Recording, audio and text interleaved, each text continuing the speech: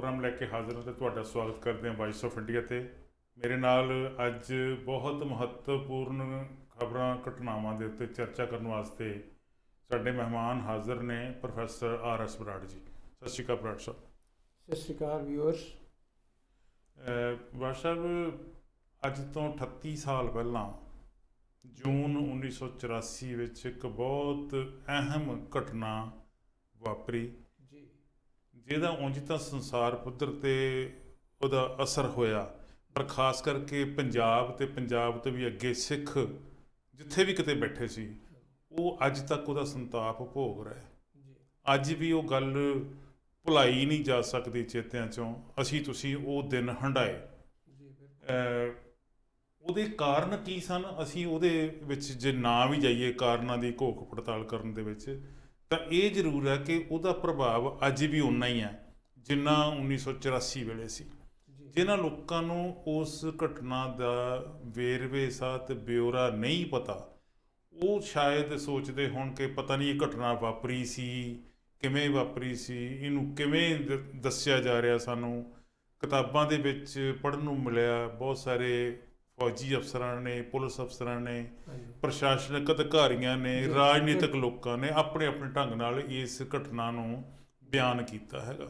ਪਰ ਜਿਹੜਾ ਸੰਤਾਪ ਹੈ ਉਹ ਘਟਦਾ ਲੱਗਦਾ ਨਹੀਂ, ਕਿਉਂਕਿ ਕਦੀ ਵੀ ਕਿਸੇ ਨੇ ਵੀ ਕੋਸ਼ਿਸ਼ ਨਹੀਂ ਕੀਤੀ ਕਿ ਜ਼ਖਮਾਂ ਤੇ ਮੱਲਮ ਲਾਈ ਜਾਵੇ, ਉਹ 'ਤੇ ਮੱਲਮ ਲਾਈ ਜਾਵੇ। ਮੈਂ ਗੱਲ ਇੱਥੋਂ ਸ਼ੁਰੂ ਕਰਨਾ ਚਾਹੁੰਦਾ ਜੀ ਕਿ ਕੀ ਹੋਊਗਾ, ਕੀ ਹੋਣਾ ਚਾਹੀਦਾ ਸੀ। ਰਾਜਨੀਤਿਕ ਲੋਕਾਂ ਨੂੰ ਕੀ ਕਰਨਾ ਚਾਹੀਦਾ ਸੀ, ਸਰਕਾਰਾਂ ਨੂੰ ਕੀ ਕਰਨਾ ਚਾਹੀਦਾ ਸੀ, ਆਮ ਲੋਕਾਂ ਦਾ ਕੀ ਯੋਗਦਾਨ ਹੋਣਾ ਚਾਹੀਦਾ ਸੀ, ਤਾਂ ਕਿ ਇਹ ਜਿਹੜਾ ਸੰਤਾਪ ਭੋਗਣਾ ਪੈ ਰਿਹਾ, ਹੁਣ ਤੱਕ ਜਿਹੜਾ ਭੋਗਿਆ ਜਾ ਰਿਹਾ, ਇਹਨੂੰ ਕੁਛ ਥੋੜ੍ਹਾ ਬਹੁਤਾ ਜਿਹੜਾ ਫਰਕ ਪੈਂਦਾ, ਮੱਲਮ ਲੱਗਦੀ। ਬਿਲਕੁਲ ਤੁਹਾਡੀ ਗੱਲ ਠੀਕ ਹੈ।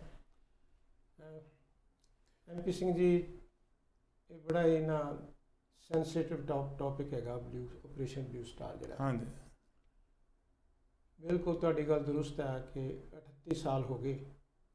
38 ਸਾਲ ਦੇ ਵਿੱਚ ਬਹੁਤ ਕੁਝ ਵਾਪਰ ਗਿਆ। ਪਰ ਜੋ ਜੂਨ ਦੇ ਪਹਿਲੇ ਹਫ਼ਤੇ ਦਰਬਾਰ ਸਾਹਿਬ ਦੇ ਵਿੱਚ ਹੋਇਆ, ਇਹ ਸਿੱਖ ਇਤਿਹਾਸ ਦੇ ਵਿੱਚ, ਪੰਜਾਬ ਦੇ ਇਤਿਹਾਸ ਦੇ ਵਿੱਚ, ਤੇ ਜੇ ਮੈਂ ਕਹਾਂ ਕਿ ਦੁਨੀਆ ਦੇ ਇਤਿਹਾਸ 'ਚ ਇੱਦਾਂ ਦੀ ਪਹਿਲੀ ਘਟਨਾ, ਇੱਕ ਕਾਲਾ ਸਮਾਂ ਸੀ, ਇੱਕ ਕਾਲਾ ਚੈਪਟਰ ਸੀ ਕਿ ਦੇਸ਼ ਦੀ ਸਰਕਾਰ ਨੇ ਆਪਣੇ ਹੀ ਲੋਕਾਂ ਦੇ ਉੱਪਰ ਫੌਜ ਦੇ ਰਾਹੀਂ ਜ਼ੁਲਮ ਕੀਤਾ। ਹਜ਼ਾਰਾਂ ਲੋਕ ਮਾਰੇ ਗਏ।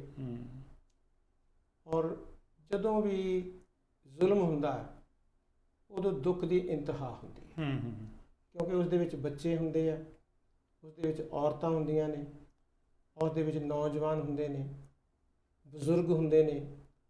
ਸੁਸਾਇਟੀ ਦਾ ਇੱਕ ਇਨੋਸੈਂਟ ਜਿਹੜਾ ਸੈਕਸ਼ਨ ਹੁੰਦਾ ਹੈਗਾ, ਉਹ ਹਰਟ ਹੁੰਦਾ ਹੈਗਾ। ਪੰਜਾਬ ਦੇ ਇਤਿਹਾਸ ਵਿੱਚ ਜੇ ਆਪਾਂ ਪਹਿਲਾਂ ਨਜ਼ਰ ਮਾਰਦੇ ਹਾਂ ਕਿ ਪੰਜਾਬ ਹਮੇਸ਼ਾ ਹੀ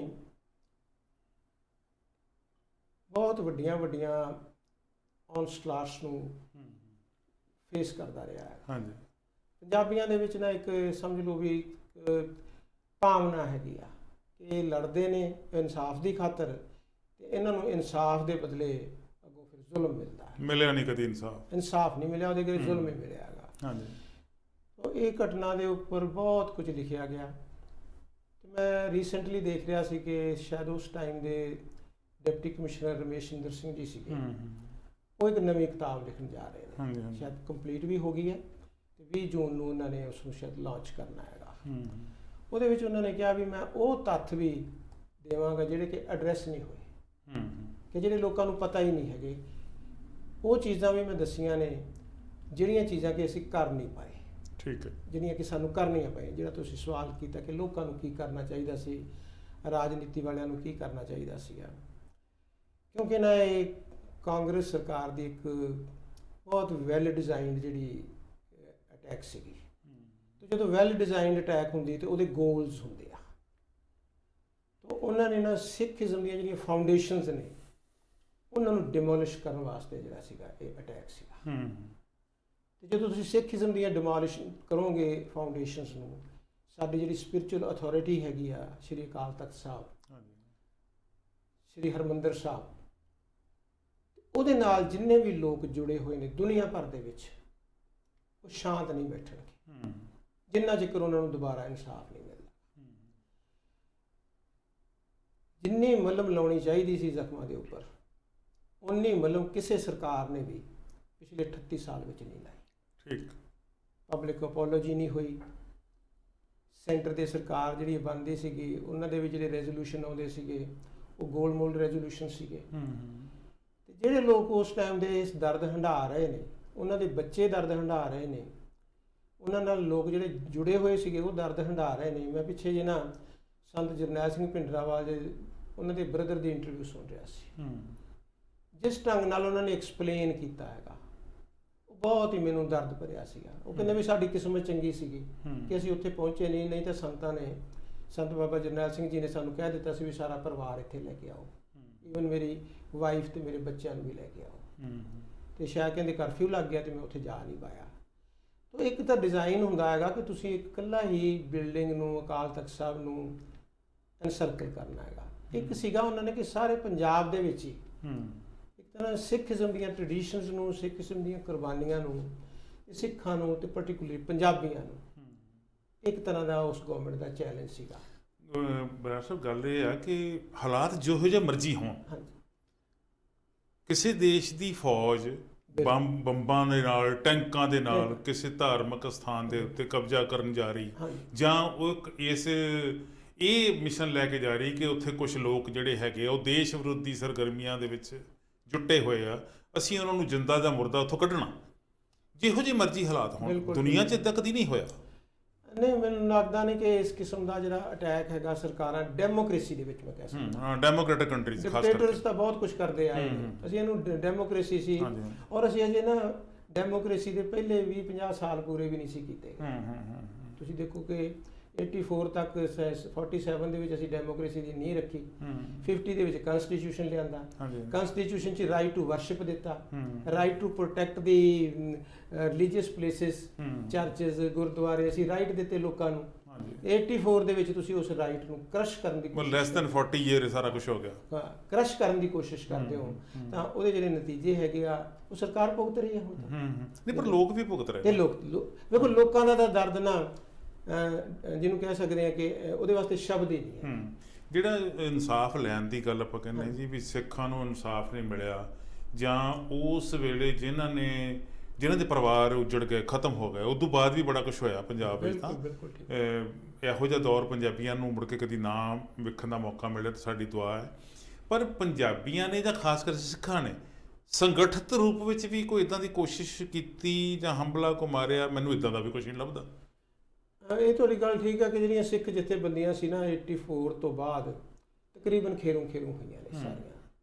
ਜਿੰਨੀ ਪੋਲੀਟੀਕਲ ਲੀਡਰਸ਼ਿਪ ਸੀਗੀ, ਜਿਹਨੇ ਇਸ ਨੂੰ ਲੀਡ ਕਰਨਾ ਸੀਗਾ, ਉਸ ਟਾਈਮ ਸੰਤ ਲੌਂਗੋਵਾਲ ਸਾਹਿਬ ਸੀਗੇ, ਬਾਦਲਵਾਲ ਸਾਹਿਬ ਸੀ, ਤਲਵੰਡੀ ਸਾਹਿਬ ਸੀ, ਇਹ ਸਾਰੇ ਅਲੱਗ ਥੱਕ ਪੈ ਗਏ। ਇਹਨਾਂ ਦੇ ਵਿੱਚ ਆਪ ਵਿੱਚ ਕੋਈ ਕੋਹੀਜ਼ਨ ਨਹੀਂ ਸੀਗਾ। ਤੇ ਮੈਨੂੰ ਯਾਦ ਹੈ ਕਿ ਉਸ ਇੰਟਰਵਿਊ ਦੇ ਵਿੱਚ ਜਿਹੜੀ ਸੰਤ ਬਾਬਾ ਜਰਨੈਲ ਸਿੰਘ ਜੀ ਦੇ ਬ੍ਰਦਰ, ਮੈਂ ਉਹਨਾਂ ਦਾ ਨਾਮ ਨਹੀਂ ਯਾਦ ਮੈਨੂੰ, ਉਹਨਾਂ ਨੇ ਦਿੱਤੀ, ਉਹ ਕਹਿੰਦੇ ਵੀ ਸੰਤ ਹਰਚੰਦ ਸਿੰਘ ਲੌਂਗੋਵਾਲ ਜੀ ਇੱਥੇ ਆਏ, ਉਹ ਅਰਜਲੀ ਰੋਣ ਲੱਗ ਗਏ। ਅਸੀਂ ਕਿਹਾ ਤੁਸੀਂ ਰੋਣੇ ਕਿਉਂ ਹੋ? ਉਹ ਕਹਿੰਦੇ ਵੀ ਤੁਸੀਂ ਅਕਾਲ ਤਖਤ ਦੇ ਜਥੇਦਾਰ ਦਾ ਜ਼ਿੰਮੇਵਾਰੀ ਸੰਭਾਲੋ ਤੁਸੀਂ। ਕਿ ਕੋਈ ਸੰਭਾਲਣ ਨੂੰ ਤਿਆਰ ਨਹੀਂ ਸੀ, ਕੋਈ ਨਹੀਂ ਤਿਆਰ, ਹਾਲਾਤ ਇਹੋ ਜਿਹੇ ਹੋਏ ਸੀ, ਕੋਈ ਸੰਭਾਲਣ ਨੂੰ ਤਿਆਰ ਸੀ। ਤੇ ਉਹਦੇ ਵਿੱਚੋਂ ਹੀ ਅਕਾਲ ਤਖਤ ਦੇ ਜਥੇਦਾਰ ਨੋਮੀਨੇਟ ਹੋਏ। ਤਾਂ ਇੱਕ ਪ੍ਰੋਸੈਸ ਜਿਹੜਾ ਸੀਗਾ, ਪੀਸ ਟਾਈਮ ਪ੍ਰੋਸੈਸ ਸੀਗਾ, ਉਹ ਵਾਰ ਟਾਈਮ ਪ੍ਰੋਸੈਸ ਹੋ ਗਿਆ। ਤੇ ਵਾਰ ਟਾਈਮ ਪ੍ਰੋਸੈਸ ਦੇ ਵਿੱਚ ਜਿਹੜਾ ਜਸਟਿਸ ਸੀਗਾ ਉਹ ਪਿੱਛੇ ਹੋ ਗਿਆ, ਤੇ ਜਿਹੜਾ ਇਨਜਸਟਿਸ ਸੀ, ਮੈਨੀਪੂਲੇਸ਼ਨਸ ਸੀ, ਜਿਸ ਢੰਗ ਦੇ ਨਾਲ ਸਾਜ਼ਿਸ਼ਾਂ ਕਰਨ ਵਾਲੀ ਗੱਲ, ਜਿਸ ਤਰ੍ਹਾਂ ਗਵਰਨਮੈਂਟ ਦੇ ਮਿਨਿਸਟਰ ਆਏ, ਅਕਾਲ ਤਖਤ ਨੂੰ ਰੀਬਿਲਡ ਕੀਤਾ, ਉਹ ਸਾਰਾ ਇੱਕ ਇਟ ਵਾਜ਼ ਅ ਮੈਸ। ਉਸ ਸਾਜ਼ਿਸ਼ ਦੇ ਸ਼ਿਕਾਰ ਜਿਹੜੀ ਅਕਾਲੀ ਲੀਡਰਸ਼ਿਪ ਜਾਂ ਸਿੱਖ ਲੀਡਰਸ਼ਿਪ ਵੀ ਹੋਈ। ਭਾਵੇਂ ਉਹਨਾਂ ਤੇ ਦੋਸ਼ ਇਹ ਲੱਗਦੇ ਆ ਤੇ ਕਿਸੇ ਹੱਦ ਤੱਕ ਸੱਚੇ ਵੀ ਆ ਕਿ ਉਹਨਾਂ ਨੇ ਆਪਦੀਆਂ ਕੁਰਸੀਆਂ ਬਚਾਉਣ ਦੀ ਖਾਤਰ, ਆਪਦੀ ਸੱਤਾ ਦੇ ਉੱਤੇ ਕਾਬਜ਼ ਰੱਖਣ ਦੀ ਖਾਤਰ ਆਪਣੇ ਆਪ ਨੂੰ ਕਈ ਸਾਜ਼ਿਸ਼ਾਂ ਦੇ ਵਿੱਚ ਜਾਣ-ਬੁੱਝ ਕੇ ਵੀ ਹਿੱਸਾ ਪਾਇਆ। MP ਸਿੰਘ ਜੀ ਬਿਲਕੁਲ ਨਾ, ਇਹਨੂੰ ਭਾਵੇਂ ਆਪਾਂ ਉਹਨਾਂ ਨੂੰ ਇਹ ਨਾ ਦੋਸ਼ ਨਹੀਂ ਮੈਂ ਕਹਿੰਦਾ, ਮੈਂ ਕਹਿੰਦਾ ਵੀ ਇਹ ਰਿਐਲਿਟੀ ਹੈ ਕਿ ਜਦੋਂ ਤੁਸੀਂ ਲੀਡਰ ਹੋ, ਤੁਸੀਂ ਕਿਸੇ ਮੂਵਮੈਂਟ ਨੂੰ ਲੀਡ ਕਰ ਰਹੇ ਹੋ, ਤੁਸੀਂ ਕਹਿੰਦੇ ਅਸੀਂ ਪੰਥ ਦੇ ਸਿਰਮੌਰ ਲੀਡਰ ਹੈ, ਉਸ ਪੰਥਕ ਜਮਾਤ ਦੇ ਪਿਛਲੇ ਲੰਬੇ ਟਾਈਮ ਦੇ ਉੱਪਰ ਹੈਲਮ ਆਫ ਅਫੇਅਰਸ ਤੇ ਬੈਠੇ ਹੋ, ਅਗਰ ਕੋਈ ਘਟਨਾਵਾਂ ਵਾਪਰਦੀਆਂ ਨੇ, ਤੁਹਾਨੂੰ ਮੋਰਲੀ ਔਨ ਕਰਨੀਆਂ ਚਾਹੀਦੀਆਂ, ਨਾ ਕਿ ਲੋਕ ਤੁਹਾਡੇ ਵਿੱਚ ਦੋਸ਼ੀ ਨੇ। ਲੋਕੀ ਗਲ ਪਾਉਣ ਤੁਹਾਡੇ ਵੀ ਆਹ ਗੱਲ ਤੁਹਾਡਾ ਕਸੂਰ ਹੈ। ਇਹ ਸਾਰੀ ਉਸ ਟਾਈਮ ਦੀ ਲੀਡਰਸ਼ਿਪ ਜਿੰਨੀ ਸੀਗੀ, 5-6 ਜਿਹੜੇ ਸੀਨੀਅਰ ਲੀਡਰ ਸੀਗੇ, ਸਰਦਾਰ ਪ੍ਰਕਾਸ਼ ਸਿੰਘ ਜੀ ਬਾਦਲ ਸੀ, ਸਰਦਾਰ ਸੰਤ ਹਰਚੰਦ ਸਿੰਘ ਜੀ ਲੌਂਗੋਵਾਲ ਸੀ, ਜਰਦਾ ਟੌੜਾ ਸਾਹਿਬ ਸੀ, ਤਲਵੰਡੀ ਸਾਹਿਬ ਸੀ, ਔਰ ਇਹ ਫਸਟ ਰੈਂਕ ਦੇ ਸੀ ਤੇ ਇਹਨਾਂ ਦੇ ਨਾਲ ਜਿਹੜੇ ਹੋਰ ਬੌਸ, ਇਹਨਾਂ ਨੂੰ ਮੋਰਲੀ ਔਨ ਕਰਨਾ ਚਾਹੀਦਾ। ਬਿਲਕੁਲ, ਕਿਉਂਕਿ ਲੀਡਰ ਤਾਂ ਉਹ ਹੀ ਹੁੰਦਾ ਨਾ ਜਿਹੜਾ ਆਪਣੇ ਲੋਕਾਂ ਦੇ ਦੁੱਖ ਨੂੰ ਨਾ ਜੀ। ਇਹਨਾਂ ਨੇ ਸਾਰਿਆਂ ਨੇ ਰਲ ਮਿਲ ਕੇ ਤੇ ਲੋਕਾਂ ਨੂੰ ਇੱਕ ਬਲਦੀ ਭੱਠੀ 'ਚ ਸੁੱਟ ਦਿੱਤਾ ਵੀ ਲਓ ਹਾਂਜੀ, ਤੇ ਨਾਲ ਮੁੜ ਕੇ ਆਪ ਰੈਬਰ ਬਣਨ ਦੀ ਕੋਸ਼ਿਸ਼ ਵੀ ਦੇਖੋ 84 ਤੋਂ ਬਾਅਦ ਫਿਰ 85 ਦੇ ਵਿੱਚ ਸਮਝੌਤਾ ਹੋਇਆ, ਲੌਂਗੋਵਾਲ ਰਾਜੀਵ ਸਮਝੌਤਾ ਹੋਇਆ, ਉਹ ਕਿਸੇ ਸਮੇਂ ਸਿਰੇ ਨਹੀਂ ਚੜਿਆ। ਸਰਦਾਰ ਸੁਰਜੀਤ ਸਿੰਘ ਬਰਨਾਲਾ ਦੀ ਸਰਕਾਰ ਸੀਗੀ, ਉਹ ਤੋੜ ਦਿੱਤੀ ਗਈ। ਫਿਰ ਕਾਂਗਰਸ ਦੀ ਸਰਕਾਰ ਜਿਹੜੀ ਹੈਗੀ ਸਰਦਾਰ ਬੇਅੰਤ ਸਿੰਘ ਜੀ ਦੀ ਬਣ ਗਈ। ਤਾਂ ਇੱਕ ਕੋਈ ਸਾਨੂੰ ਪੀਸ ਟਾਈਮ ਡੈਮੋਕ੍ਰੇਸੀ, ਉਸ ਤੋਂ ਬਾਅਦ ਹਾਲਾਤ ਸੁਧਰੇ ਹੀ ਨਹੀਂ। ਪੀਸ ਟਾਈਮ ਜਿਹੜੀ ਡੈਮੋਕ੍ਰੇਸੀ ਹੁੰਦੀ ਨਾ, ਇਹ ਪੀਸ ਟਾਈਮ ਪ੍ਰੋਜੈਕਟ ਹੈ। ਹਾਂਜੀ ਹਾਂਜੀ ਹਾਂਜੀ, ਇਹ ਸਾਰਾ ਵਾਰ ਟਾਈਮ ਪ੍ਰੋਜੈਕਟ ਦੇ ਵਿੱਚ ਸਾਨੂੰ ਪੰਜਾਬ, ਔਰ ਉਸ ਦੇ ਦੌਰਾਨ ਸਾਡੇ ਤੇ ਇੰਨਾ ਕਰਜ਼ਾ ਚੜ ਗਿਆ। ਹਾਂਜੀ ਹਾਂਜੀ, ਉਹ ਇੰਨਾ ਕਰਜ਼ਾ ਚੜ ਗਿਆ, ਸਾਡੇ ਨੌਜਵਾਨ ਜਿਹੜੇ ਸੀਗੇ ਆਰਮੀ 'ਚ ਜਾਂਦੇ ਸੀ ਉਹ ਜਾ ਨਹੀਂ ਪਾਏ, ਤਾਂ ਇੱਕ ਅਨਇੰਪਲੋਇਮੈਂਟ ਹੋਣੀ ਸ਼ੁਰੂ ਹੋ ਗਈ। ਤੇ ਲੋਕਾਂ ਦਾ ਜਿਹੜਾ ਇੱਕ ਫੇਥ ਜਿਹੜਾ ਸਿਸਟਮ ਵਿੱਚ ਸੀਗਾ, ਤੇ ਜਦੋਂ ਲੋਕ ਦੇਖਦੇ ਸੀ ਕਿ ਦੂਜੀਆਂ ਸਟੇਟਾਂ ਤਰੱਕੀ ਕਰ ਰਹੀਆਂ ਨੇ ਤੇ ਅਸੀਂ ਪਿੱਛੇ ਜਾ ਰਹੇ ਸੀ। ਬਿਲਕੁਲ। ਤਾਂ ਇਹ ਇੱਕ ਨਾ ਵੱਡਾ ਸੰਤਾਪ ਹੈ ਜਿਹੜਾ ਕਿ ਉਸ ਟਾਈਮ ਤੋਂ ਅਜੇ ਤੱਕ ਚੱਲਿਆ ਆ ਰਿਹਾ। ਇਸੇ ਕਰਕੇ ਅਸੀਂ ਇਹਨੂੰ ਸਾਰੇ ਇਸ ਹਫਤੇ ਸੇ ਇਸ ਨੂੰ ਯਾਦ। ਹਾਂਜੀ, ਤੁਸੀਂ ਇਸੇ ਗੱਲਬਾਤ ਦੇ ਵਿੱਚ ਇੱਕ ਸ਼ਖਸੀਅਤ ਦਾ ਨਾਂ ਇੰਡੀਕੇਟ ਕੀਤਾ ਕਿ ਜਥੇਦਾਰ, ਅਕਾਲ ਤਖਤ ਦੇ ਜਥੇਦਾਰ ਨੂੰ ਥਾਪਣ ਦੀ ਗੱਲ। ਹਾਂਜੀ, ਮੌਜੂਦਾ ਜਥੇਦਾਰ ਦੀ ਗੱਲ ਕਰਨੀ ਚਾਹੁੰਦਾ ਜੀ ਮੈਂ। ਮੌਜੂਦਾ ਜਥੇਦਾਰ ਸਾਹਿਬ ਦੇ ਬਾਰੇ ਚਰਚਾ ਛਿੜ ਗਈ ਜਦੋਂ ਪੰਜਾਬ ਦੀ ਸਰਕਾਰ ਨੇ ਇਹ ਅਨਾਉਂਸ ਕਰ ਦਿੱਤਾ, ਪਬਲਿਕਲੀ ਅਨਾਉਂਸ ਕਰਤਾ, ਅਖਬਾਰਾਂ 'ਚ ਮਾਧਿਅਮ 'ਚ ਟੀਵੀ ਮਾਧਿਅਮ 'ਚ ਆ ਗਈਆਂ ਖਬਰਾਂ ਕਿ ਸਾਰਿਆਂ ਲੋਕਾਂ ਦੀਆਂ, ਕੁਝ ਖਾਸ ਲੋਕਾਂ ਦੀਆਂ, ਵੱਡਿਆਂ ਲੋਕਾਂ ਦੀਆਂ ਸਿਕਿਉਰਿਟੀਜ਼ ਜਿਹੜੀਆਂ ਵਾਪਸ ਲਈਆਂ ਜਾ ਰਹੀਆਂ, ਉਹਨਾਂ ਵਿੱਚ ਅਕਾਲ ਤਖਤ ਸਾਹਿਬ ਦੇ ਜਥੇਦਾਰ ਦਾ ਨਾਮ ਵੀ ਸੀ। ਉਸ ਤੋਂ ਬਾਅਦ ਉਹਨਾਂ ਨੇ ਪੰਜਾਬ ਸਰਕਾਰ ਨੇ ਕਹਿ ਦਿੱਤਾ ਕਿ ਨਹੀਂ, ਅਸੀਂ ਇਹਨਾਂ ਦੀ ਸਿਕਿਉਰਿਟੀ ਵਾਪਸ ਨਹੀਂ ਲੈ ਰਹੇ, ਤੇ ਉਹਨਾਂ ਨੇ ਕਹਿ ਦਿੱਤਾ ਨਹੀਂ, ਮੈਨੂੰ ਤਾਂ ਸਿਕਿਉਰਿਟੀ ਦੀ ਲੋੜ ਹੀ ਨਹੀਂ, ਜ਼ਰੂਰਤ ਨਹੀਂ ਹੈਗੀ, ਮੈਂ ਤਾਂ ਕੌਮ ਦਾ ਜਥੇਦਾਰ ਨੇ। ਕਿੱਦਾਂ ਹੁਣ ਭਾਰਤ ਸਰਕਾਰ ਨੇ ਇੱਕ ਜ਼ੈਡ ਸਿਕਿਉਰਿਟੀ ਉਹਨਾਂ ਤੇ ਲਾਤੀ, ਉਹਨੂੰ ਸਵੀਕਾਰ ਵੀ ਕਰ ਲਿਆ। ਉਹਨਾਂ ਦੇ ਘਰ ਦੇ ਮੂਹਰੇ ਬੰਦੂਕਧਾਰੀ ਜਿਹੜੇ ਆਧੁਨਿਕ ਬੰਦੂਕਧਾਰੀ ਜਿਹੜੇ ਕਮਾਂਡੋ ਤਾਇਨਾਤ ਕਰਤੇ, 24 ਘੰਟੇ ਉਹਨਾਂ ਦੇ ਨਾਲ ਰਹਿਣਗੇ। ਇਹ ਲੱਗਦਾ ਕੀ ਹੈਗਾ ਜੀ, ਕਿੱਧਰ ਨੂੰ ਜਾਰੀ ਗੱਲ, ਜਦੋਂ ਕਿ ਜਥੇਦਾਰ ਸਾਹਿਬ ਖੁਦ ਆਪ ਕੁਛ ਸਮਾਂ ਪਹਿਲਾਂ ਬਿਆਨ ਦਿੰਦੇ ਸੀਗੇ ਤੇ ਬਿਆਨ ਦੇ ਉੱਤੇ ਰੌਲਾ ਬੜਾ ਪਿਆ ਕਿ ਅੱਜ ਪੰਜਾਬ ਦੇ ਜਾਂ ਹਰ ਇੱਕ ਸਿੱਖ ਨੂੰ ਹਥਿਆਰ ਰੱਖਣਾ ਚਾਹੀਦਾ। ਉਂਝ ਵੈਸੇ ਉਹਨਾਂ ਨੇ ਕਿਹਾ ਕਿ ਕਾਨੂੰਨੀ ਹਥਿਆਰ, ਕਿਤੇ ਗੈਰ ਕਾਨੂੰਨੀ ਨਹੀਂ ਕਹਿ ਦਿੱਤਾ, ਕੋਈ ਹੋਰ ਪੰਗਾ ਪੈ ਜਾਣਾ ਸੀਗਾ, ਕਾਨੂੰਨੀ ਹਥਿਆਰ ਹੀ ਕਿਹਾ ਉਹਨਾਂ ਨੇ। ਉਹ ਲੋਕਾਂ ਨੂੰ ਕਾਨੂੰਨੀ ਹਥਿਆਰ ਰੱਖਣ ਲਈ ਕਹਿੰਦੇ ਸੀਗੇ, ਆਪਦੇ ਕੋਲ ਪਤਾ ਨਹੀਂ ਹੈਗਾ ਕਿ ਨਹੀਂ ਹੈਗਾ। ਪਰ ਜ਼ੈਡ ਸਿਕਿਉਰਿਟੀ ਵਾਲਾ ਮਸਲਾ ਕੀ ਉਹਨਾਂ ਤੇ ਕੋਈ ਇੱਦਾਂ ਦੀ ਲੱਗਦਾ ਸੀ ਇਹਨਾਂ ਦਿਨਾਂ ਦੇ ਵਿੱਚ ਕਿ ਉਹਨਾਂ ਦੀ ਸੁਰੱਖਿਆ ਇੰਨੀ ਟਾਈਟ ਕਰਨੀ ਬਹੁਤ ਜ਼ਰੂਰੀ ਬਣ ਗਈ ਸੀ? ਕੋਈ ਥ੍ਰੈਟ ਸੀ ਇਸ ਤਰੀਕੇ ਦਾ? MP ਸਿੰਘ ਜੀ, ਮੈਂ ਨਾ ਇਸ ਨੂੰ ਸਿਕਿਉਰਿਟੀ ਦੇ ਐਂਗਲ ਤੋਂ ਹੀ ਪਹਿਲਾਂ ਤਾਂ ਤੁਹਾਡੇ ਨਾਲ ਸਾਂਝੀ ਕਰਦਾ ਗੱਲ ਜੋ ਮੈਨੂੰ ਸਮਝ ਆਈ ਹੈਗੀ ਆ ਕਿ ਜਿੰਨੀ ਸਿਕਿਉਰਿਟੀ ਵਿਦਡਰਾ ਹੋਈ ਆ ਤੇ ਹਾਈ ਕੋਰਟ ਦੇ ਵਿੱਚ ਰਿਪੋਰਟ ਗਵਰਨਮੈਂਟ ਨੇ ਦਿੱਤੀ ਹੈਗੀ, ਉਹਨਾਂ ਨੇ ਇਹਦਾ ਰੀਜ਼ਨ ਇਹ ਦੱਸਿਆ ਕਿ ਕਿਉਂਕਿ 1 ਜੂਨ ਤੋਂ ਲੈ ਕੇ 6-7 ਜੂਨ ਤੱਕ ਜਿਹੜਾ ਘੱਲੂਘਾਰਾ ਵੀਕ ਜਿਹੜਾ ਹਾਂਜੀ ਹਰ ਸਾਲ ਹੀ ਇਦਾਂ ਹੁੰਦੀ ਹੈ। ਹਾਂਜੀ, ਤਾਂ ਹਰ ਸਾਲ ਇਹ ਜਿਹੜੀ ਸਿਕਿਉਰਿਟੀ ਹੈਗੀ ਆ ਵਿਦਡਰਾ ਲਈ ਜਾਂਦੀ। ਹਾਂਜੀ, ਮੀਨਵਾਈਲ ਇੱਕ ਬਹੁਤ ਦੁਖਦਾਈ ਘਟਨਾ ਵਾਪਰੀ ਕਿ ਸਿੱਧੂ ਮੂਸੇਵਾਲਾ ਦਾ ਮਰਡਰ ਹੋ ਗਿਆ। ਹਾਂਜੀ ਹਾਂਜੀ, ਉਹਦਾ ਨਾਮ ਵੀ ਇਸ ਕਰਕੇ ਜੁੜ ਗਿਆ ਵੀ ਉਹਦੇ ਤੋਂ ਸਿਕਿਉਰਿਟੀ ਵਾਪਸ ਲਈ ਗਈ। ਸਿਕਿਉਰਿਟੀ ਦਾ ਇਸ਼ੂ ਸੀਗਾ, ਕੁਝ ਤਾਂ ਗਵਰਨਮੈਂਟ ਦੀ ਗਲਤੀ ਕਿ ਉਹਨਾਂ ਨੇ ਸਾਰਾ ਕੁਝ ਪਬਲਿਕ ਕਰ ਲਿਆ। ਸ਼ਾਇਦ ਉਹਨਾਂ ਨੂੰ ਲੱਗਦਾ ਕਿ ਕ੍ਰੈਡਿਟ ਮਿਲੂਗਾ, ਤੇ ਸਿੱਧੂ ਮੂਸੇਵਾਲਾ ਜੀ ਦਾ ਮਰਡਰ ਹੋਣ ਦੇ ਨਾਲ ਇਹ ਗੱਲ ਜਿਹੜੀ ਇੰਨੀ ਜ਼ਿਆਦਾ ਫਲੇਅਰ ਅਪ ਹੋ ਗਈ ਤੇ ਉਹਨਾਂ ਨੂੰ ਹਾਈ ਕੋਰਟ ਦੇ ਵਿੱਚ ਇਹ ਕਹਿਣਾ ਪਿਆ ਸਰਕਾਰ ਨੂੰ ਕਿ ਅਸੀਂ 6-7 ਤਰੀਕ ਨੂੰ ਕ੍ਰੈਡਿਟ ਲੈਂਦੇ ਦੇ ਕਟਹਿਰੇ 'ਚ ਖੜੇ ਹੋਣਾ ਪੈ ਗਿਆ। ਪਿਛਲੇ ਨਾ ਕੁਝ ਦਿਨਾਂ ਤੋਂ ਜਦੋਂ ਤੋਂ ਸਿੱਧੂ ਮੂਸੇਵਾਲਾ ਦਾ ਮਰਡਰ ਹੋਇਆ ਹੈਗਾ, ਗੈਂਗਵਾਰ ਦੀਆਂ ਗੱਲਾਂ ਜਿਹੜੀਆਂ ਹੈਗੇ ਸੋਸ਼ਲ ਮੀਡੀਆ ਤੇ ਡਿਫਰੈਂਟ ਗੈਂਗਸ ਜਿਹੜੇ ਲੋਕਾਂ ਨੂੰ ਪਤਾ ਹੀ ਨਹੀਂ ਸੀਗਾ, ਉਹ ਸਾਰੇ ਲੋਕਾਂ ਨੂੰ ਪਤਾ ਲੱਗ ਗਏ ਵੀ ਗੈਂਗਸ ਨੇ, ਇਹਨਾਂ ਦੇ ਗੁਰਗੇ ਨੇ, ਇਹ ਥ੍ਰੈਟ ਕਰਦੇ ਨੇ, ਇਹ ਫਰੋਤੀਆਂ ਲੈਂਦੇ ਨੇ, ਇਹ ਮਰਵਾਉਂਦੇ ਨੇ, ਹਥਿਆਰ ਹੈ ਇਹਨਾਂ ਕੋਲੋਂ। ਤਾਂ ਇਹ ਨਾ ਇੱਕ ਹੌਰਰ ਜਿਹਾ ਤੇ ਇੱਕ ਟੈਰਰ ਜਿਹਾ ਪੰਜਾਬ ਦੇ ਵਿੱਚ ਚਲਿਆ ਗਿਆ ਸਾਰਾ।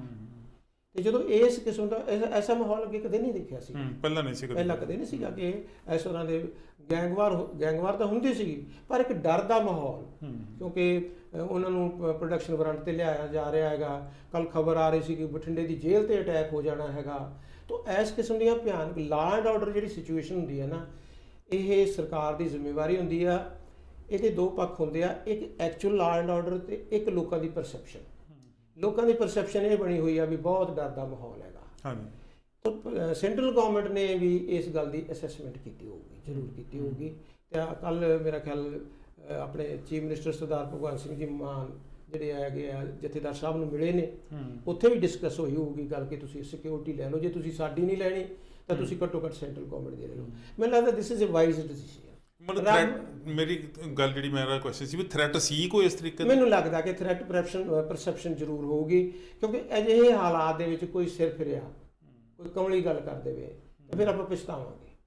ਤਾਂ prevention is better than cure ਵਾਲੀ ਗੱਲ ਹੁੰਦੀ ਆ ਕਿ ਜੇ ਉਹਨਾਂ ਨੇ 6 ਕਮਾਂਡੋ ਲਾਏ ਉਹਨਾਂ ਦੇ ਉੱਪਰ, ਤਾਂ ਮੈਨੂੰ ਲੱਗਦਾ ਕਿ ਇਹ this is a right decision of the central government. ਤੇ ਜਥੇਦਾਰ ਸਾਹਿਬ ਦੀ ਵੀ ਮੈਨੂੰ ਲੱਗਦਾ ਕਿ ਭਾਵੇਂ ਉਹਨਾਂ ਦਾ ਇੱਕ ਵਿਊ ਵੱਖਰਾ ਹੋ ਸਕਦਾ ਤੇ ਉਹ ਇਮੋਸ਼ਨਲ ਵੀ ਹੁੰਦੇ। ਮੈਂ SGPC ਦੇ ਪ੍ਰਧਾਨ ਜੀ ਦੀ ਵੀ ਇੰਟਰਵਿਊ ਸੁਣ ਰਿਹਾ ਸੀਗਾ, ਉਹ ਕਹਿੰਦੇ ਸੀ ਅਸੀਂ ਪ੍ਰੋਟੈਕਟ ਕਰ ਸਕਦੇ ਹਾਂ, ਰੱਬ ਨਾ ਕਰੇ ਕੋਈ ਐਸੀ ਘਟਨਾ ਵਾਪਰ ਜੇ ਫਿਰ ਇਹ ਪਛਤਾਵਾ ਜਿਹੜਾ ਹੈਗਾ ਇਹ ਤਾਂ ਫਿਰ 100 ਸਾਲ ਨਹੀਂ ਜਾਣਾ। ਬਿਲਕੁਲ ਬਿਲਕੁਲ, ਉਹਦਾ ਫਿਰ ਜਿਹੜਾ ਕਨਸੀਕੁਐਂਸਸ ਬਹੁਤ ਹੁੰਦੇ। ਬਿਲਕੁਲ ਕਨਸੀਕੁਐਂਸਸ ਜਿਹੜੇ ਮਾੜੇ। ਚਲੋ ਤੁਸੀਂ ਸਿੱਧੂ ਮੂਸੇਵਾਲੇ ਦੀ ਗੱਲ ਕੀਤੀ ਸੀ ਜੀ। ਸਿੱਧੂ ਮੂਸੇਵਾਲੇ ਦਾ ਜਦੋਂ ਕਤਲ ਹੋਇਆ ਤੇ ਲੋਕਾਂ ਦੇ ਵਿੱਚ ਜਿਹੜਾ ਗੱਲ ਕਦੀ ਲੋਕਾਂ ਨੇ ਸੁਣੀ ਨਹੀਂ ਸੀ ਉਹ ਸੁਣਨ ਨੂੰ ਮਿਲੀ, ਉਹ ਪ੍ਰਭਾਵ ਪਿਆ, ਉਹ ਰੌਲਾ ਰੱਪਾ ਪਿਆ, ਪੰਜਾਬ ਪੂਰੇ ਟੈਂਸ ਵਿੱਚ ਆ ਗਿਆ, ਖਾਸ ਕਰਕੇ ਨੌਜਵਾਨੀ।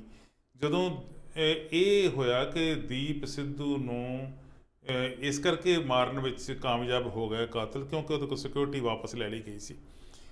ਬੜੀਆਂ ਵੱਖਰੀਆਂ ਵੱਖਰੀਆਂ ਗੱਲਾਂ ਸੁਣੀਆਂ ਗਈਆਂ ਔਰ ਉਸ ਤੋਂ ਬਾਅਦ ਗੈਂਗਵਾਰ ਦੇ ਸਿਰ ਮੜ ਦਿੱਤੀ ਗਈ ਇਹ ਸਾਰੀ ਘਟਨਾ ਕਿ ਇਹਦਾ ਕਤਲ ਦੇ ਪਿੱਛੇ ਗੈਂਗਵਾਰ ਕੰਮ ਕਰਦੀ। ਜਦੋਂ ਗੈਂਗਵਾਰ ਦੀ ਗੱਲ ਚੱਲੀ ਤੇ ਫਿਰ ਹੋਰ ਤਰੀਕੇ ਦੇ ਨਾਲ ਆਈ ਸਾਰੀ।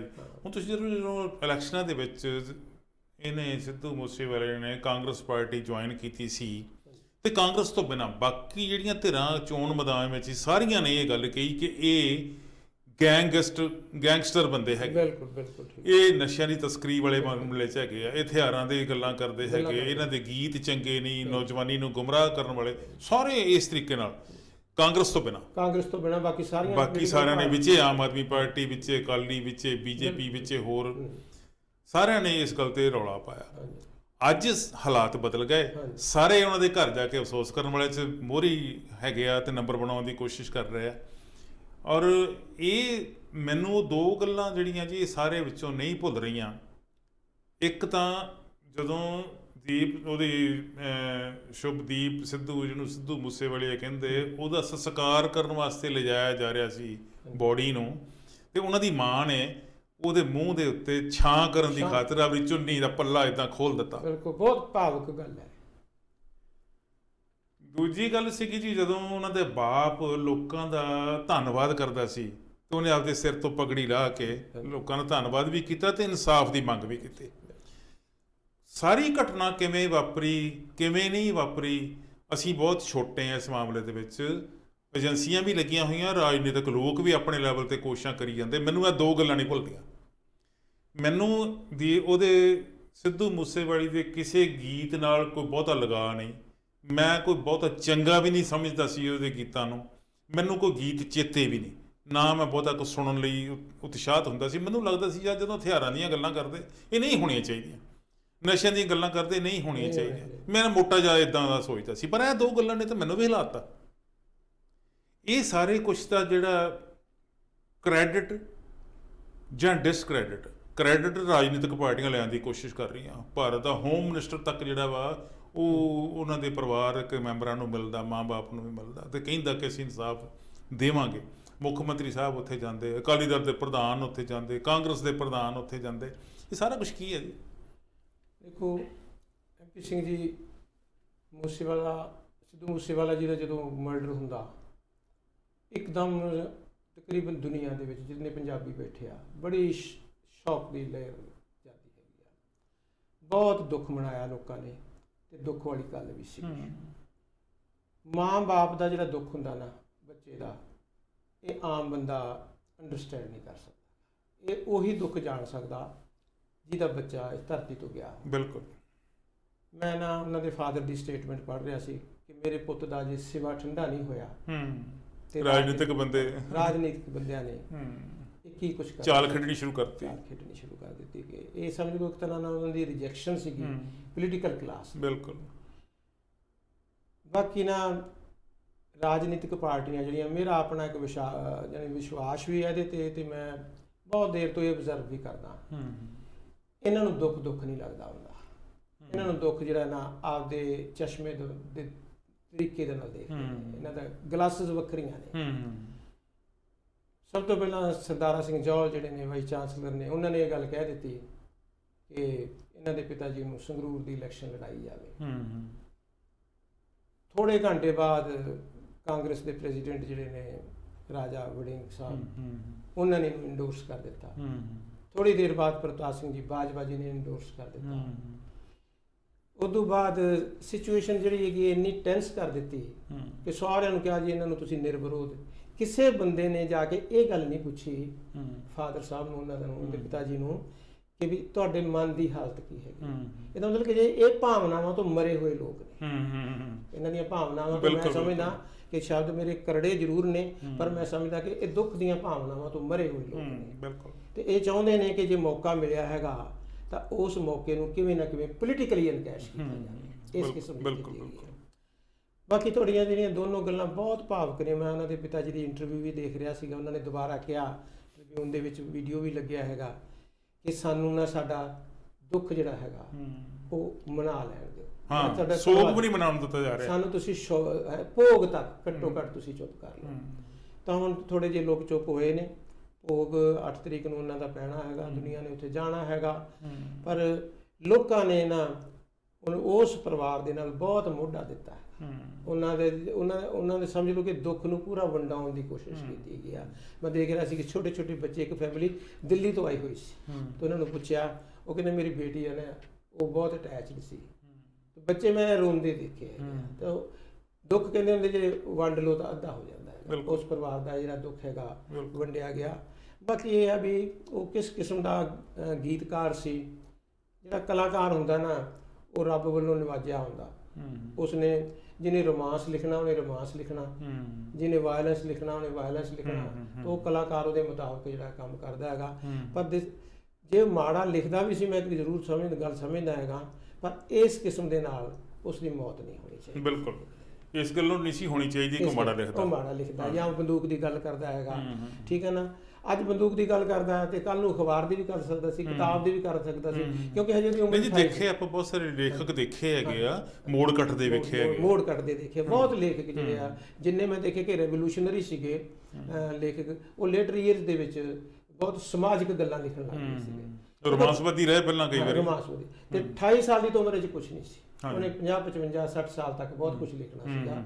ਬਹੁਤ ਦਰਦ ਅਜੇ ਤਾਂ ਹੋ ਸਕਦਾ ਜਵਾਨੀ ਦੇ ਜੋਸ਼ ਵਿੱਚ ਹੀ ਰੁਕੀ ਅਜੇ ਦਰਦਨਾਕ ਸੀ। ਚਲੋ ਇਦਾਂ ਦੀ ਗੱਲ ਕਰ ਲਈ ਜੀ। ਮੈਂ ਹੁਣ ਇਹ ਗੱਲ, ਕਿਉਂਕਿ ਸਿੱਧੂ ਮੂਸੇਵਾਲੀਆ ਦੇ ਫਾਦਰ ਨੂੰ ਇਲੈਕਸ਼ਨ ਲੜਾਉਣ ਦੀ ਗੱਲ ਸ਼ੁਰੂ ਹੋਈ ਤੇ ਫਿਰ ਉਹਨਾਂ ਚਿਰ ਤੱਕ ਰਾਜਨੀਤਿਕ ਲੋਕ ਚੁੱਪ ਨਹੀਂ ਕੀਤੇ ਜਿੰਨਾ ਚਿਰ ਤੱਕ ਉਹਨਾਂ ਦੇ ਫਾਦਰ ਨੇ ਇਹ ਕਹਿ ਨਹੀਂ ਦਿੱਤਾ।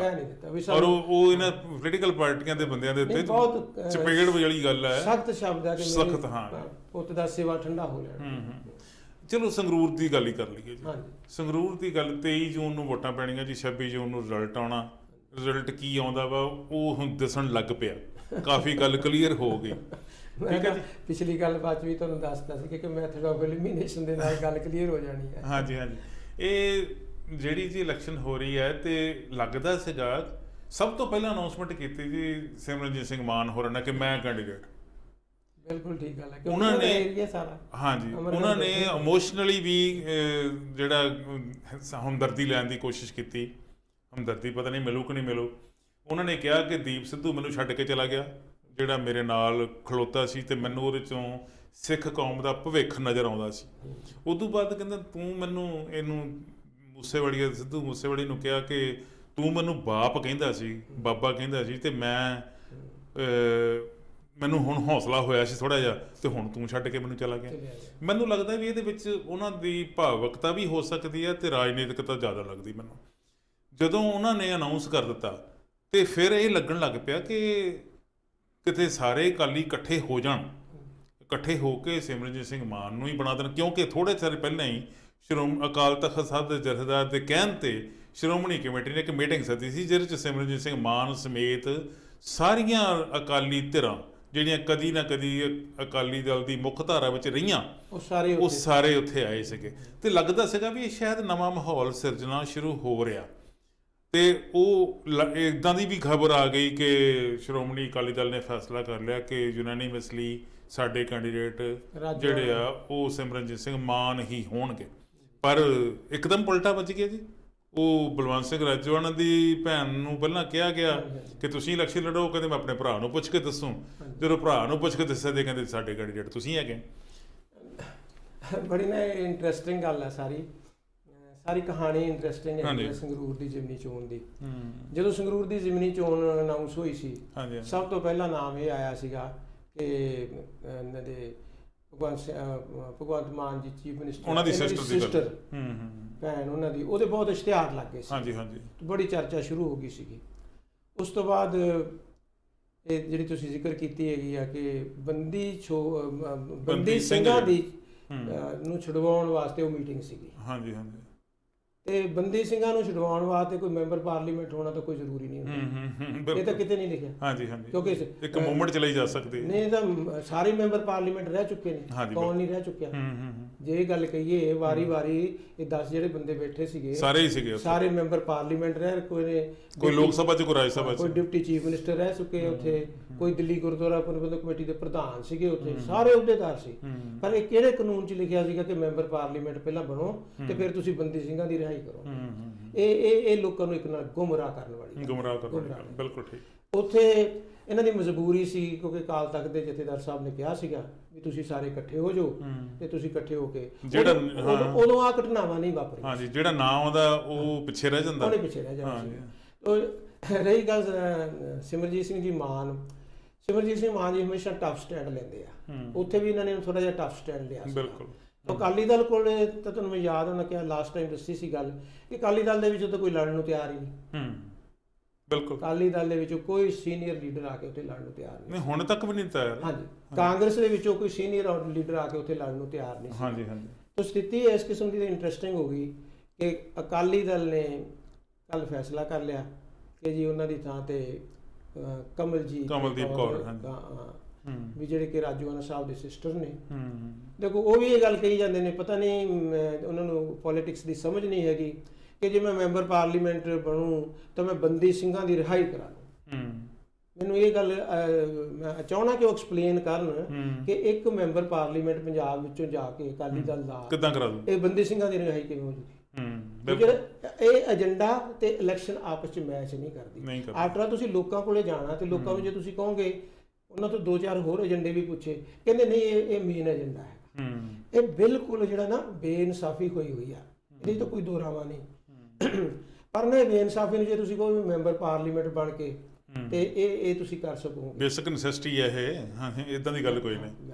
ਤੇ ਦੂਸਰੀ ਗੱਲ, ਆਪ ਆਦਮੀ ਪਾਰਟੀ ਵਾਲਿਆਂ ਨੇ, ਮੈਂ ਉਹ ਜਿਹੜੇ ਗੁਰਮੇਲ ਸਿੰਘ ਕੈਂਡੀਡੇਟ ਉਹਨਾਂ ਦੀ ਮੈਂ ਇੰਟਰਵਿਊ ਦੇਖ ਰਿਹਾ ਸੀਗਾ, ਉਹਨਾਂ ਨੇ ਕਿਹਾ ਵੀ ਮੈਂ ਅਪਲਾਈ ਵੀ ਨਹੀਂ ਕੀਤਾ, ਮੇਰਾ ਕੰਮ ਦੇਖ ਕੇ ਉਹਨਾਂ ਨੇ ਕਿਹਾ ਹੈਗਾ ਕਿ ਤੁਸੀਂ ਇਲੈਕਸ਼ਨ ਲੜੋ। ਤੇ ਗੋਲਡੀ ਨਹੀਂ, ਗੁਰਮੇਲ ਸਿੰਘ ਆਪ ਆਦਮੀ ਪਾਰਟੀ ਦੇ, ਗੋਲਡੀ ਕਾਂਗਰਸ ਦੇ, ਕਿਉਂਕਿ ਗੋਲਡੀ ਉੱਥੋਂ ਹਾਰੇ ਨੇ ਤੇ ਉਹ ਪਾਪੂਲਰ ਲੀਡਰ ਹੈਗਾ ਤੇ ਉਹ ਉੱਥੋਂ ਆ ਰਹੇ ਨੇ। ਤੇ ਬੀਜੇਪੀ ਨੇ ਬਹੁਤ ਸੋਹਣਾ ਇੰਟਰਸਟਿੰਗ ਜਿਹੜੇ ਹੈਗੇ ਨੇ ਢਿੱਲੋਂ ਸਾਹਿਬ ਨਾਲੇ ਵਾਲੇ, ਜਿਹੜੇ ਕਿਸੇ ਕੇਵਲ ਸਿੰਘ ਜੀ ਢਿੱਲੋਂ ਕਿਸੇ ਟਾਈਮ ਉਹਨਾਂ ਦੇ ਬੜੇ ਕਲੋਜ਼ ਸੀਗੇ ਚੀਫ ਮਿਨਿਸਟਰ ਕੈਪਟਨ ਅਮਰਿੰਦਰ। ਤਾਂ ਉਹਨਾਂ ਨੇ ਕਿਹਾ ਵੀ ਹੁਣ ਇਹਨਾਂ ਨੂੰ ਖੜੇ ਕਰ ਦਿਓ, ਖੜੇ ਹੋ ਗਏ ਆ ਤੇ ਕਾਫੀ ਤਾਂ ਦੇ ਵਿੱਚੋਂ ਖੜੇ ਹੀ ਰਹਿਣਗੇ। ਸਥਿਤੀ ਇਸ ਕਿਸਮ ਦੀ ਬਣੀ ਹੋਈ। ਜਿੰਨੇ ਵੀ ਖੜੇ ਹੋਏ ਜੀ, ਜੇ ਮੈਨੂੰ ਲੱਗਦਾ ਜਿੱਦਾਂ ਪਹਿਲਾਂ ਇੱਕ ਮੂਵ ਚੱਲੀ ਸੀਗੀ ਵੀ ਸਾਰੇ ਅਕਾਲੀ ਧੜੇ ਇਕੱਠੇ ਹੋ ਕੇ ਸਿਮਰਨਜੀਤ ਸਿੰਘ ਮਾਨ ਦੀ ਸਪੋਰਟ ਕਰ ਦਿੰਦੇ ਤੇ ਸ਼ਾਇਦ ਇਹ ਸਿਚੁਏਸ਼ਨ ਹੋਰ ਹੁੰਦੀ। ਨਹੀਂ, ਮੈਨੂੰ ਨਹੀਂ ਲੱਗਦਾ ਕਿ ਕੋਈ ਧੜਾ ਜਿਹੜਾ ਸੀਗਾ ਕਿ ਸਿਮਰਨਜੀਤ ਸਿੰਘ ਮਾਨ ਦੀ ਸਪੋਰਟ ਕਰਦੇ। ਉਹਦਾ ਮੈਂ ਤੁਹਾਨੂੰ ਕਾਰਨ ਦੱਸਦਾ ਕਿ ਜਿਹੜਾ ਅਕਾਲੀ ਦਲ ਆ ਇਹ ਬਹੁਤ ਫੂਕ ਕੇ ਪੈਰ ਧਰਦਾ। ਜੇ ਉਹ ਸਿਮਰਨਜੀਤ ਸਿੰਘ ਮਾਨ ਦੀ ਸਪੋਰਟ ਕਰਦੇ ਨੇ ਤੇ ਸਿਮਰਨਜੀਤ ਸਿੰਘ ਮਾਨ ਜਿੱਤ ਜਾਂਦੇ ਨੇ ਤਾਂ ਜਿਹੜੀ ਪਾਵਰ ਹੈਗੀ ਆ ਉਹ ਆਟੋਮੈਟਿਕਲੀ ਸਿਮਰਨਜੀਤ ਸਿੰਘ ਮਾਨ ਦੇ ਪਿੱਛੇ ਚੱਲ ਜਾਣੀ, ਟ੍ਰਾਂਸਫਰ ਹੋ। ਇਹ ਬਾਦਲ ਦਲ ਚਾਹੁੰਦਾ ਨਹੀਂ, ਇਹ ਬਾਦਲ ਦਲ ਨਹੀਂ ਚਾਹੁੰਦਾ, ਇਹ ਨਹੀਂ ਚਾਹੁੰਦੇ। ਇਹ ਉਹ ਤਾਂ ਚਾਹੁਣਗੇ ਵੀ ਉਹ ਹਾਰ ਜਾਣ, ਖੜੇ ਤਾਂ ਕਰ ਦਿਓ ਪਰ ਉਹ ਹਾਰ ਜਾਣ। ਤਾਂ ਜੋ ਸਥਿਤੀ ਲੱਗਦੀ ਹੈਗੀ ਹੈ ਸਿਮਰਜੀਤ ਸਿੰਘ ਮਾਨ ਦੀ ਇਸ ਟਾਈਮ, ਜੋ ਸਥਿਤੀ ਕਮਲਜੀਤ ਬੀਬੀ ਦੀ ਲੱਗਦੀ ਹੈਗੀ ਆ ਜਾਂ ਗੋਲਡੀ ਦੀ ਮਤਲਬ ਮੈਨੂੰ ਲੱਗਦਾ ਵੀ ਜਿਹੜੇ ਸ਼੍ਰੋਮਣੀ ਅਕਾਲੀ ਦਲ ਨੇ ਜਾਂ ਬਾਦਲ ਅਕਾਲੀ ਦਲ ਨੇ ਇਹ ਬਲਵੰਤ ਸਿੰਘ ਰਾਜੋਆਣਾ ਦੇ ਸਿਸਟਰ ਨੂੰ ਟਿਕਟ ਦਿੱਤੀ ਆ, ਇਹ ਉਹ ਕਮਜ਼ੋਰ ਕੈਂਡੀਡੇਟ ਦੀ ਬੜੀ ਗੱਲ ਹੈ। ਬਿਲਕੁਲ, ਮੈਨੂੰ ਨਹੀਂ ਲੱਗਦਾ ਕਿ ਇਹ ਉਹਨਾਂ ਨੇ ਬਹੁਤ ਕੈਲਕੂਲੇਟ ਕਰਕੇ ਕੀਤਾ। ਨਹੀਂ ਜੀ, ਇਦਾਂ ਦਾ ਇੱਕ ਪਹਿਲਾਂ ਤਜਰਬਾ ਕਰਕੇ ਵੇਖ ਲਿਆ ਜਿਹੜਾ ਸੀਗੇ ਹਿਊਮਨ ਰਾਈਟਸ ਦੇ ਉੱਤੇ ਕੰਮ ਜਿਹਨਾਂ ਨੇ ਕੀਤਾ ਤੇ ਉਹਨਾਂ ਨੂੰ ਬੀਬੀ ਖਾਲੜਾ, ਹਾਂਜੀ ਤੇ ਉਹਨਾਂ ਦਾ ਜਸਵੰਤ ਸਿੰਘ ਖਾਲੜਾ ਦੇ ਵਾਈਫ, ਉਹਨਾਂ ਨੂੰ ਵੀ ਤੇ ਇਹਨਾਂ ਨੇ ਖੜੇ ਕਰਕੇ ਰੋਲਿਆ ਹੀ ਆ ਜੀ, ਇੱਕ ਸ਼ਖਸੀਅਤ ਨੂੰ ਇਸ ਤਰੀਕੇ ਦੇ ਨਾਲ ਰੋਲ ਦੇਣਾ। ਤੇ ਮੈਨੂੰ ਲੱਗਦਾ ਦੂਜੀ ਵਾਰੀ ਇਦਾਂ ਦਾ ਕੰਮ ਕੀਤਾ ਜਾਏ। ਜੋ ਹਾਰ ਜਾਣਗੇ ਤਾਂ ਮੈਨੂੰ ਲੱਗਦਾ ਕਿ ਉਹਨਾਂ ਨੂੰ ਫੈਮਿਲੀ ਦੇ ਤੌਰ ਤੇ ਵੀ ਪੋਲੀਟੀਕਲ ਬਹੁਤ ਲਾਸ ਹੋਊਗਾ।